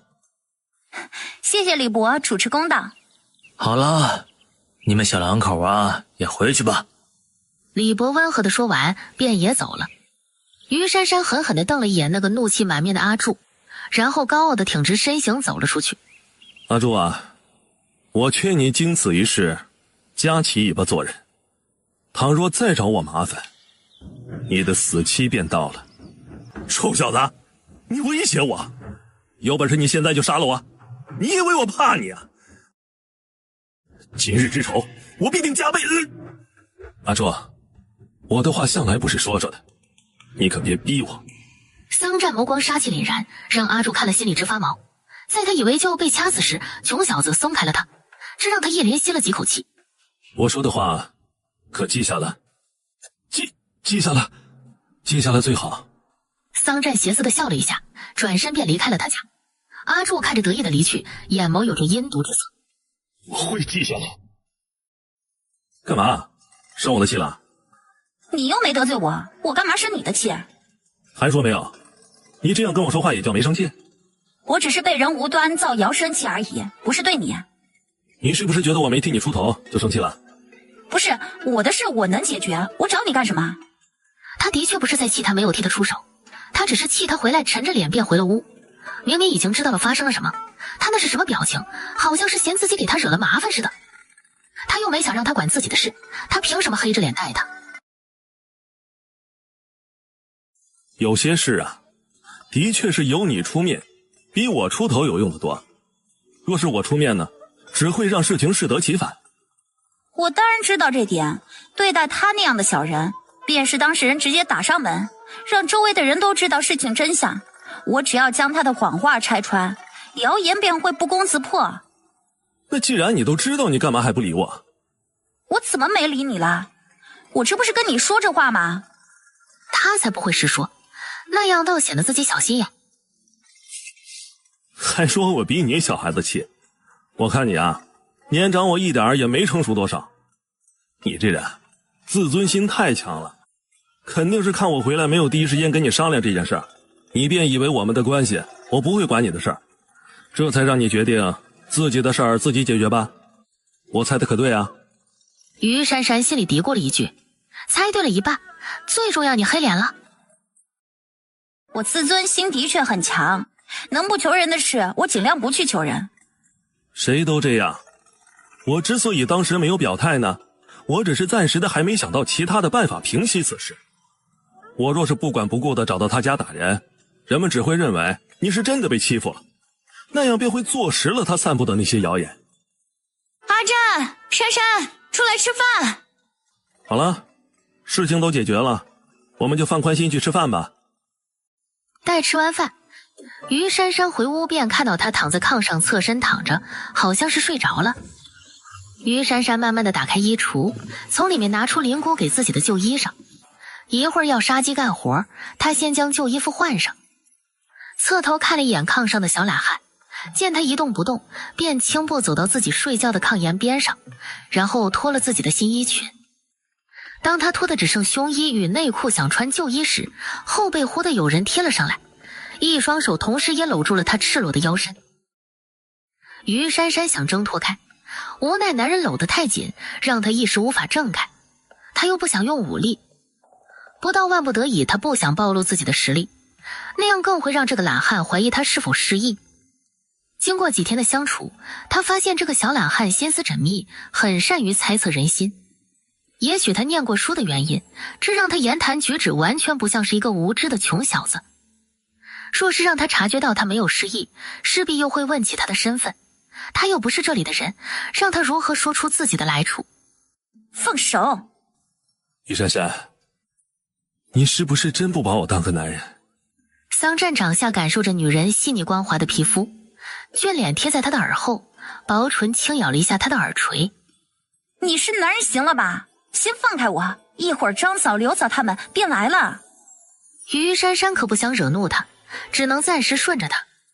现在承认我是男人了，那我们是不是有希望做夫妻呀？桑占手掌又搂紧了她几分，女人柔软似无骨的身体果然惑人。喂，你别得寸进尺啊！你就是七老八十也比我小，只要小我们就没得谈。快放开我，不然我可生气了。迂腐的女人。桑占惩罚性的咬了一口她白嫩的肩膀，本想咬一下便放开她，可当薄唇碰到她的带有女儿香的肌肤时，忽觉那感觉是她从来没有感受过的，那感觉让她心底燥热不已，这让她不由深深的吸吻着她光裸的肩窝。于珊珊毫无准备的被男人这样吻，这让她顿感浑身酥软，红唇不自觉地轻吟了一声。桑占听着她那一声低吟，眸光暗沉一片。当女人想挣扎时，他顺势将她压在了身下，性感的薄唇随之附上她的红唇。于珊珊想用力推开他，可这小男人死死地压着她。随着他的吻越来越狂热，于珊珊渐渐的也陷入了情欲。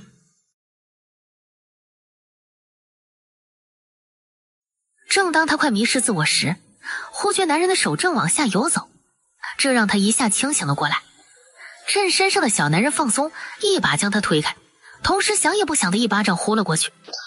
桑占被这一耳光打回了现实，脸上传来的疼痛让他沉了脸。于珊珊，你找死是不是？你又打我！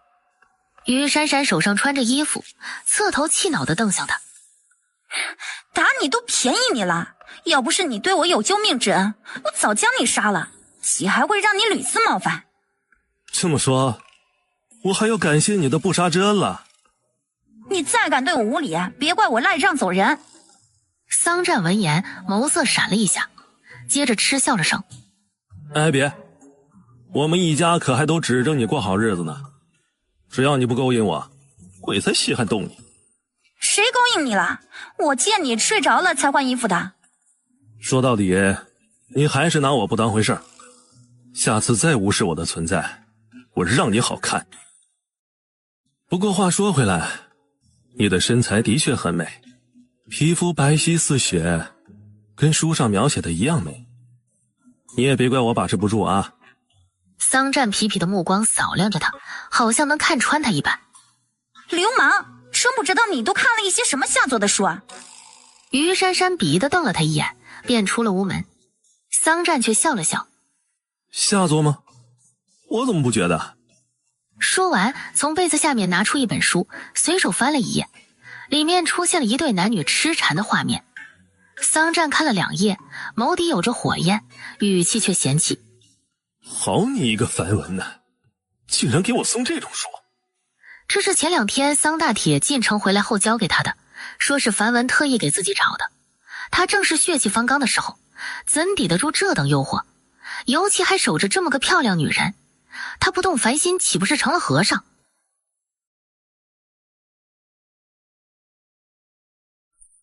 现在给我做衣裳，我可不想再穿着带补丁的破衣服了。今天太晚了，改天再做。哪儿晚了？1个时辰后再睡也不晚啊。你要是着急穿，让你娘做去。我现在有了你，我找她做什么？我就让你做。我不做，我可是累了半天了。感情你啥活都没干，不累？哪儿累啊？腰疼。于珊珊随口一说，为的就是不给他做。谁大晚上的做衣服？何况白天他对自己耍流氓，他才不积极给他做衣服穿，他要等2天再做。要不我给你按按？滚！我可是很会给人敲磨的。不需要。你是不是怕我对你轻薄呀？你放心，我绝不乱动，我只是单纯的给你敲磨一下。你这样的，我相信就是傻子。睡觉。于珊珊瞪了他一眼，便要去铺被褥。可当他刚一动，桑占轻身上前，不容他反应，便让他整个人趴在了炕上。于珊珊刚要挣扎着起身，身后男人一把按住了他双肩，他的手法很巧妙，让于珊珊不能动弹一毫。桑占，你个王八蛋，放开我！于珊珊没想到他还会控制人的手段，这倒让他小瞧了。你再骂我，我可对你不客气了。你想闹哪样？你不是说腰疼吗？我给你按按，要不要我按？不要。是吗？我想你是需要的。我强魔就是，你别乱动。这样多乖啊。桑占笑着说完，跪坐在他一旁，双手画掌按在他的腰间，然后不轻不重地给他按摩着。起初于珊珊以为他不安好心，可随着时间一长，那双手始终规规矩矩地给他按着，而且按得还很舒服，让他有些昏昏欲睡。舒服吗？现在可以做衣裳了吗？明天嘛，今天不想动。也好，依你。你睡的，我去洗澡了。桑占沐浴回来，便看到已经睡着的女人，站在炕沿前低头看着她的睡颜。她睡的是那么平静放松，面色没有一丝忧愁。你到底是哪里的人呢？月色笼罩着大地，夏季的微风却吹不走屋里的炎热。炕上的女人不时地翻身，热得她迷迷糊糊解开衣衫，不时梦魇般地喊着热。无疑这时的女人很吸引他，可他并没有越矩。他要的不是偷偷摸摸，他的身份是不屑那样强要一个女人的，他要的是她的心甘情愿。桑占摒弃杂念，随手拿起一旁的蒲扇，给他有一下没一下的扇着，让他舒服一些。而于珊珊本来正睡得迷糊，突觉一股凉风扑面，让他顿感一阵舒爽。在察觉到凉风是人为的时，心底微愣了一下，这小懒汉竟然给他扇风。他实在想享受这股舒服的凉风，不想就此打断。于是在明知道有人默默付出，他也故意没醒，就那么坦然地接受着一旁小男人的好意，让他辛苦一下就当罚他白天对他的无礼好了。我来吧。怎么，今天西边出太阳了？于珊珊语气调侃道。桑占就当没有听出来，眸光带笑道：西边那是落日。太阳也好，落日也罢，你这大早上的帮我干活可稀奇得很。有什么稀奇的？以后我想吃好的全靠你了，我又怎么能只吃不干活呢？真当我是个不懂事的毛孩子？看来你这是一夜之间长大了不少，希望你继续保持，可不要一时兴起，3天打鱼2天晒网。那你就看着，我会让你刮目相看的。桑占，你可知哪里还有养鸡场？你以为人人都能养得起那么多鸡啊？要是没有一定的财力和技术，是很难开好一个大规模的鸡场的。所以呢，周围村庄只有于家鸡舍一家，他家的鸡都是供给县城的。也许平时的杀鸡并不引起人的口欲，需求量也不是很大，他一家的鸡场供给还是很充足的。可要是像你这样大批量的发卖，我想用不了几天，于家鸡舍的鸡啊，便都被你卖完了。照你这么说，我这卤鸡生意几天后便歇菜了。珊珊，等于家鸡舍的第2批鸡养大了，你再接着做不就行了？那怎么行？养一批1斤多重的鸡需要2-3个月，这空下来的时间上哪挣钱去？不挣钱，我拿什么还债？桑占闻言，眸色暗蓝。珊珊，其实你不用跟我那么见外的，你在我家不好吗？这不是好不好的问题啊，我不想欠你太多啊。珊珊，你只要留在我身边，你就不用还人情了。桑占低头在他耳边低声道：我还是还你人情吧。随你。你去哪儿啊？我去一趟于家鸡舍，让他们送400只鸡过来。你别去了，让我爹去就行了。你别叫你爹了，你用着理所当然，我可用着良心不安。不识好人心的女人。一连几天，由眼下400只鸡，到了现在每天要600-700只。余家鸡舍的小公鸡很快便卖完了，要再想买只能等2个月后了。于珊珊这时却想到了办法。桑战，我能不能借你笔墨一用？干什么？我想到办法了。哦，说说看。我想周边村庄的百姓家里都会散养一些鸡鸭的，我可以雇人沿街发传单，上面写上高价收购小公鸡，只要他们觉得合理，便会将自己家里的鸡出售，这样货源便能供上了。桑战听完脸色微顿了一下，他虽然第一次听到传单2字，可他很快便明白了那是什么意思，其实就是他所知道的报条。经过这些日子的相处，这女人经常说一些奇怪的用语，这让他更加肯定她不是当地人。她的身份在他还没查出来前，他是不会轻易放她离开的。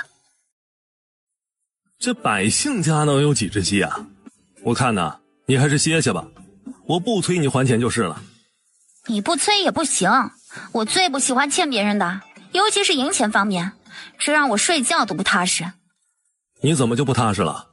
我看你睡得香着呢。珊珊，我们这样平平淡淡的过日子不好吗？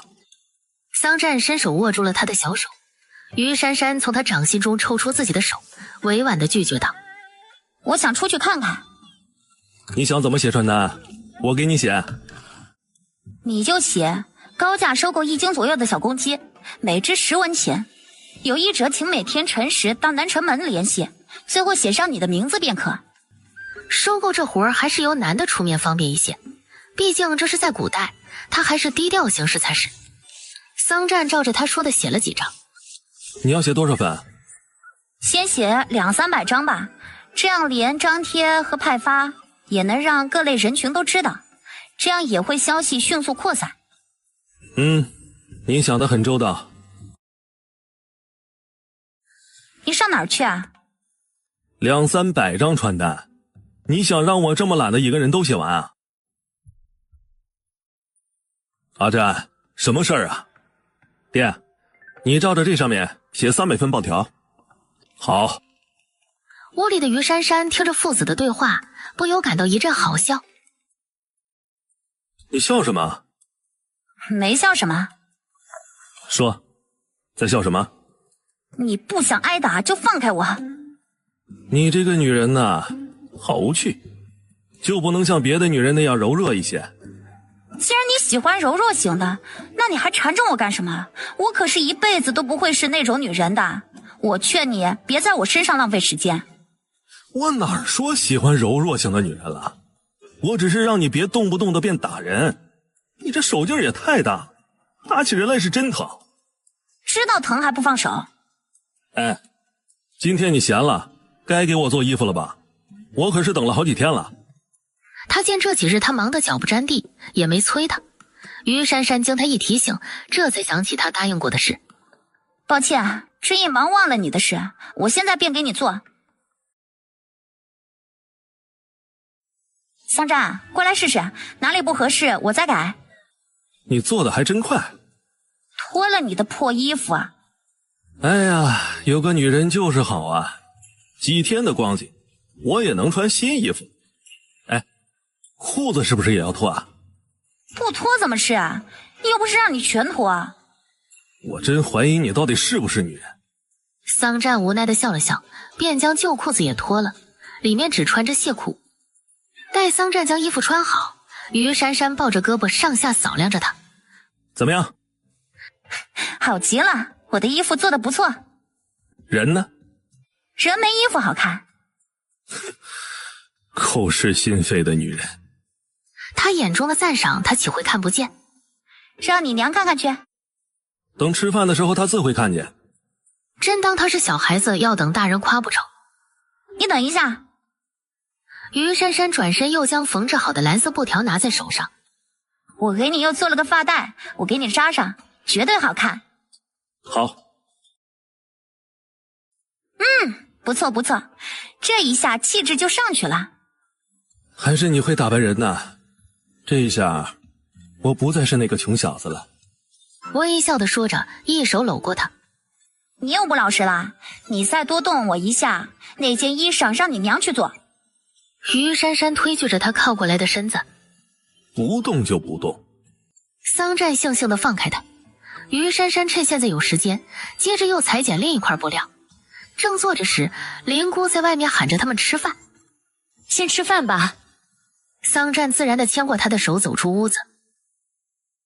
婆婆，你看桑占帅不帅？啊？什么帅？灵姑一时不知道何意。就是好看不好看的意思。那就是好看。我家阿占人长得帅，穿啥都好看。灵姑现学现卖地笑道。阿占，报条都写好了，你雇谁去派发呀？明天去县城找几个乞丐，让他们在城里四处张贴便可。派发就算了，300张传单看着多，张贴各处也就不多了。等张贴传单效果不好时，我们再让人一张张的派发就行了。也好，按你说的办。吃饭。啊，占家的，我婆娘可曾找过你？没有啊，她怎么了？哎，都怪我娘。那个你们先吃着啊，我还要去找我婆娘。张谦一脸无奈地说完，便着急忙慌地走了。你们吃吧，我也出去找找张嫂。珊珊，那是人家的事儿，你不要掺和了。婆婆，其他事我可以不掺和，可人不见了，我不会不管。哎，我跟你一起去。于珊珊看了看他，点了点头。二人并肩地走出家门。我们去河边找。桑占说着话，便牵着于珊珊向村外走去。你不会是猜疑张嫂想跳河吧？她婆婆天天骂她骂得那么难听，想寻短见不是很正常吗？她婆婆太无知，生不生得出孩子又不能全怪一个女人，兴许是她儿子不行呢。你怎么知道不全怪女人啊？这有何难的？没男人女人还怀不上孩子呢，女人既然没怀上，说明男人的种不行。你一个姑娘家，你怎么懂这些啊？看书看的。就算是男人的原因，那婆家人也不会承认的。明白万恶的封建思想吗？是什么事儿让你一说就都不一样了？这自古不都是这样吗？有哪个婆婆喜欢不生育的儿媳妇？所以说他们的思想陈旧啊，跟你说你也不明白，因为你的想法觉得这事情再正常不过了。快走吧。不多时，二人来到河边。于珊珊看了看周围，并未发现有人。桑占，我们分开找，你去那边，我去另一边。桑占本不想答应，可女人不等他说话，便向另一边跑了。他只能无奈地走这一边。于珊珊顺着河岸一路找，正找得一脸心焦时，忽见前面一块大山石上站着一道暗影。于珊珊紧跑了几步，待来到近前一看，果然是张嫂站在上面。那瘦弱的身形让她看上去很无助的模样。张嫂，珊珊，你怎么来了？张嫂，你来这儿干什么？张大哥正急着到处找你啊。这样的日子，我不知道还能坚持到什么时候。或许我死了，张家再娶一个就能生孩子了。傻话，为了那个不是你最亲的人，轻生不值得。张嫂，人这一辈子并不是非要为孩子而活，你也要为自己、为爱你的人活着，才是最有意义啊。我要是不顾虑他和我爹娘，我早跳河了。你能这样想就好，我们先回去，别让你男人找疯了。张嫂，你们两个看没看过郎中？看过，郎中说我的脉象都挺正常的，不像有不孕的症状。可我们都3年了，真的怀不上，我也不知道该怎么办。你和我大哥多久同一次房？珊珊，这么羞人的问题怎么能随便问？张嫂，这样的问题很重要，这可是关乎着能不能怀孩子的事。我们一般都是睡在一起的。你月事正常吗？正常。月事过后同房次数多吗？有月事时我们也一起睡，啊？你不怕得病啊？女人月经期免疫力会下降，宫颈口会开放，要是此时同房，病原微生物和男性的病原微生物都会通过宫颈口进入宫腔，有可能引起子宫内膜炎。你们这是在玩命，知不知道？于珊珊被惊到了，张嫂听得一脸懵。珊珊，你说这是什么意思？就是月事时你们在一起，他的分身进入你的那里，会交叉感染的。于珊珊有所隐晦道。张嫂这次还是不明白，他那里怎么会到我这里？这次轮到于珊珊发懵了。他不去你那儿怎么同房？张嫂这次好像明白了点，可还是有些不懂得问。你是说我们那里在一起才叫同房？难道你们没有那样在一起吗？于珊珊惊恐地瞪大眼睛看着他，好像他是个怪物似的。那里不是方便的地方吗？能在一起，那不是很脏？老天，天下竟然还有你们如此纯情的夫妻！于珊珊不由大笑起来。你笑什么？张嫂啊，张嫂，难道你出嫁时你娘没教你夫妻房事吗？没有，我娘是哑巴。你男人难道也不懂？他懂的，他说亲几下就能怀孕。看来他也不懂。张嫂，其实你们3年一直没有怀孕，是因为你们2个一直没有同房。这同房不是指的你们睡一个屋，亲亲就了事了，你们还要更深一层的交流。于珊珊说到这儿，忽地附在他耳边嘀咕了几句，把同房真正的意义告诉了他。张嫂听完，小脸既羞红又难堪，还臊得不敢看他。这次懂了吧？你回去后照着我说的做就成了，不过你要忍忍疼，女人第一次会很疼的。知道了。张嫂低着头往前快走，此时她真想死了算了。原来这3年他们夫妻竟然还没真正的在一起过，这要是让周围邻居知道了，岂不是被笑掉大牙？珊珊，你可要给我保密啊，莫要将此事说给别人听。我又不傻，这事我能随便说吗？你放心好了，我不会对外说的。哎呀，你这婆娘，你想急死我不成？阿谦，我只是出来走走。婆娘，等我银钱挣够了，我们就搬出去住，这样你就不挨骂了。张谦心疼地替他擦着眼泪。于珊珊看着他们恩爱的模样，眼中有着羡慕。张嫂，你们聊着，我先回去了。那个阿战家的，谢谢你帮我找人啊。不用谢，我和张嫂情同姐妹，她的事我自是要上心的。于珊珊回了家，林姑迎上前。珊珊，阿战呢？他还没回来吗？没有，你们不是一起出去的吗？林姑言语中有着责怪。我们是分头找人的，等一会儿吧，他找不到人就回来了。珊珊，你以前不拿他当回事就算了，可这些日子阿战为了讨好你，可是什么脏活累活都干。今天你要帮着外人找人，阿战二话不说便跟着你出去一起找。可现在天色这么晚了，他都还没有回来，你不说去找他，还一副满不在乎的表情，你这样是不是有些过分了？婆婆，我怎么过分了？他帮我干活，我当然很感激他，我不可能天天把感激的话挂在嘴边上。再说找人，他是去找人，不是他走丢。要是我去找他，他回头再找我，这一晚上就别睡了。于珊珊反驳道：你说这些没用，总之是要阿战先回来才行。你现在就去找他，他要是出了什么事，我跟你没完。行，他是你的宝贝儿子，我给你去找。对于这样父母，他也无语了，懒得跟他争执，转身便向院外走去。待他一走，桑战从林姑屋里走了出来，眸光闪着一丝谋算。主子，他出去找你了。这女人太无视我的存在，我倒要看看她到底无视我到什么程度。主子，接下来要如何做？此时那女人肯定是不会出去找我的，说不定就在门外等着我。那我们就看谁等得过谁。桑震说完便出了屋子，然后轻步走到院门后面，在门缝里看向门外。只见月色下一道倩影在门口来回踱着步，那步伐走的也是一副漫不经心。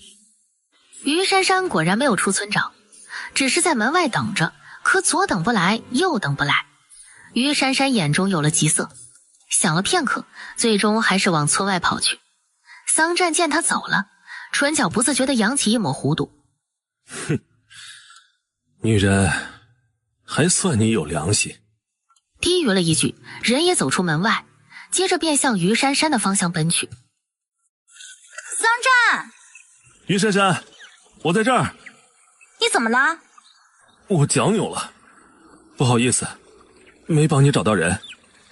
没事儿，人我已经找到了，你还能动吗？桑战装作动了动腿。哪只脚扭了？左脚。你回去叫我爹来，让他扶我回家。这河岸都是高低不平的石头路，我怕是走不了路了。喊你爹做甚？你又不是小孩，我来扶你。你这么瘦小，能扶住我吗？别到时候把我摔了。你以为我是那千金小姐吗？放心，我虽不是大力神，可扶个人的力气还是有的。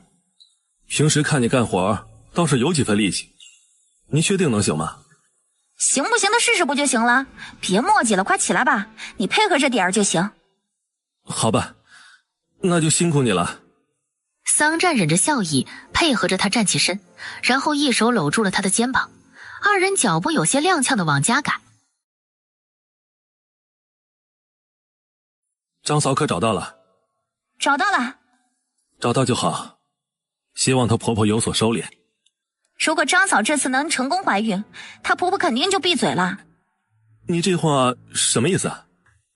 我的意思，他们不可能总怀不上，说不定这次就能怀上了呢。我看啊，难，这都3年了，其实说怀上就能怀上的。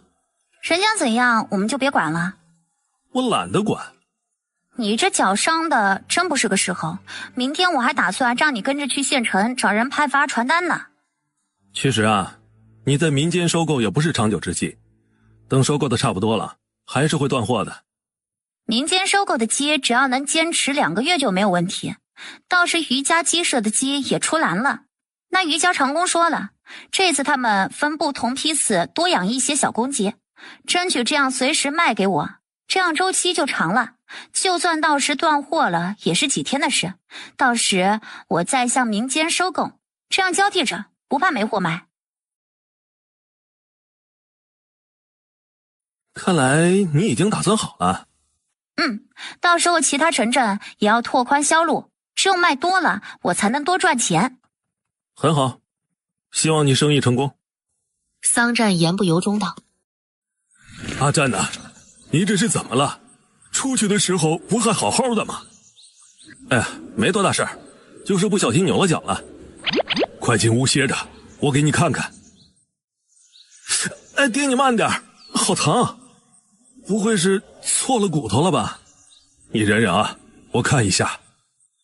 你放心吧，你的脚应该没有错骨。你怎么知道？要是你错了骨，你的脚腕早肿了。现在你的脚腕没事，可能就是韧带拉伤，养个几天就没事了。你还懂医？这是常识好不好？你懂得可真多。哎，那你失忆了，怎么记这个这么清楚？我失忆只是忘了我来自哪里，又不是傻的什么也不知道。你还真是会选择性失忆。你要不要沐浴啊？我去给你准备洗澡水。于珊珊岔开话题，不跟他谈这个问题。桑战眸光深谙地看了他片刻。去准备吧。于珊珊转身便出了屋门，心里却嘀咕着，这小男人明明是个穷苦人家，可他怎么感觉他的言行举止给人一种高高在上的感觉？主子，你这次装受伤是为何？过2天那边的人要巡查村子，我趁机受伤，这样更能掩护我的身份。主子英明。桑大铁，明天你陪他去县城找人张贴条报，以后收集的活儿都由你负责。主子，难道你就任由他将生意扩大？他这样很容易招来麻烦的。我当然知道他这样会引来没必要的麻烦，可对比起那边的人对我的紧盯不放，我们也只能铤而走险。只有我们做事张扬，那边的人才会对我们的怀疑消减几分。在他们看来，我们只能低调做人，绝对不会想到我们会反向应对。主子这样想也不无道理，我们没有想那么深。接下来你们都听他的，他让干什么你们便干什么。先将那边的人打发走了再议。是。公公，水准备好了，你把桑占扶出来吧。知道了。我们出去。水温正好，你去洗吧，我去给你拿换洗衣服。说着便进了屋。桑占进了柴房，便让桑大铁退下了。当他脱去外衫，于珊珊拿着衣服走了进来。你爹呢？我让他回屋了。你脚上不能吃力，你不让他扶你进了浴桶再走。我可不想让他看到我赤身的样子，那样我很不自在。不自在？你可真气人！我怎么见你指使他们干活时，咋不觉得不自在？于珊珊白了他一眼，抬步就走。不想他刚要走，手腕便被攥住了，这让他侧头挑眉地瞪向他。放手！我可是为了帮你找人才受的伤，你就这么走了？你想怎样？我能怎样？帮我搓背，我怕我转动不方便。还是叫你爹来吧，我害羞。我又不是小孩子，干嘛还让我爹给我洗澡啊？你怎么说也算是我的半个媳妇儿，你帮我也是应该的吧？行，我给你洗，要不要我给你脱裤子啊？乐意之至。能让你这么伺候我，此生我便无憾了。好啊。于珊珊红唇微扬地应着，一手摸向他的裤腰。于珊珊一双小手不急不缓地给他解着裤带。桑占低头垂目地看着他没有一丝羞怯的小脸，眸色不由沉了沉。当女人解开了裤带要褪下他裤子时，他却双掌握住了他的一双手。你当真没有过男人？要是他没有其他男人，他是怎么做到如此淡定地面对另外一个男人的？我不是失忆了吗？有没有男人怎会记得？要是有一天你记忆恢复，想起你有相公怎么办？此时跟他走了。他若是介意你跟过我呢？那我便跟他和离，反正我是不会委屈自己的。这倒像你的性格。还脱不脱裤子啦？于珊珊红唇微勾，言语有着调笑。当然要脱了。桑占松开他，他倒要看看他有多大胆。他现在若是退缩了，岂不是自己还没一个女人有胆量？于珊珊眸光瞟了他一眼，小手放在他腰间两侧，接着便弯身慢慢地将他的裤子脱了下来。小男人只穿着亵裤站在他的面前。亵裤也脱了吧？心里赞叹着小懒汉的身材很棒，小手也攥住了他那亵裤。当他要往下退时，小手再次被紧紧握住，这让他故作不解地抬眼看向对面的小男人。他就不信他一个大男孩会将他的裸体暴露在一个似陌生又熟悉的女人面前，他就是故意让他先难堪，让他以后不敢再逗弄自己。桑占将他扯进怀里，深邃的眸光带着一丝狠劲儿。我还从来没有见过像你这么没脸皮的女人，不是自己相公的亵裤，岂是乱脱的？不是你让我脱的吗？怎么现在又责怪我了？于珊珊一副无辜的说完，便要推开他。女人，你知道你这样是在玩火吗？桑占搂紧了他，将他与自己紧紧相贴。于珊珊清楚地感觉到了他的欲望，心里暗骂小流氓，脚下一个用力踩在他的脚面上。于珊珊，你这是自找苦吃。女人，我早晚让你好看。今天让我爹跟你去现场，你有什么事尽管指使他便可。指使不敢当，谢谢你们。进城小心些，你一个姑娘家，万不能自己张贴传单，那样会引来居心不良的人。我知道，你放心吧，我会小心的。于珊珊听着他一句句的关心与嘱咐，心里不由一暖。要是有解决不了的事，就让我爹帮你。好，我记下了。我们去县城了。回家后便看到桑占坐在桌前写着字。你的脚好些了吗？好些了。在写什么？没写什么，只是练字而已。你的字写得真好，不去科考可惜了。你能认字，写字怎么样？我可没你写得好。你来写几个字我看看。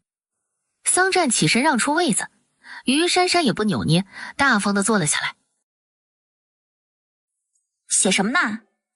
随便写几行就行。他这儿刚写了一个字，桑占唇角忍笑道：这是一个名字。要笑你就笑吧，有几个像你写的那样好的？待他写完，桑占拿过那张纸页，嗓音低沉地念道：明眸月女罢晨妆，杏水和风是旧香。唱尽新词欢不见，早云如火扑秦江。念完，眸中有着诧异，这几句诗词可是绝佳啊，他怎么没有读过？这首诗是你做的？我哪有那个才情？我应该是在哪本书上看到过，刚刚写的时候脑子里就想到了这首。看来你也是个爱读书的，就是这字写的丑了一点。桑占眸底闪过幽光，这女人到底有没有恢复记忆？这让他很怀疑。自丑就自丑吧，反正我又不去考状元。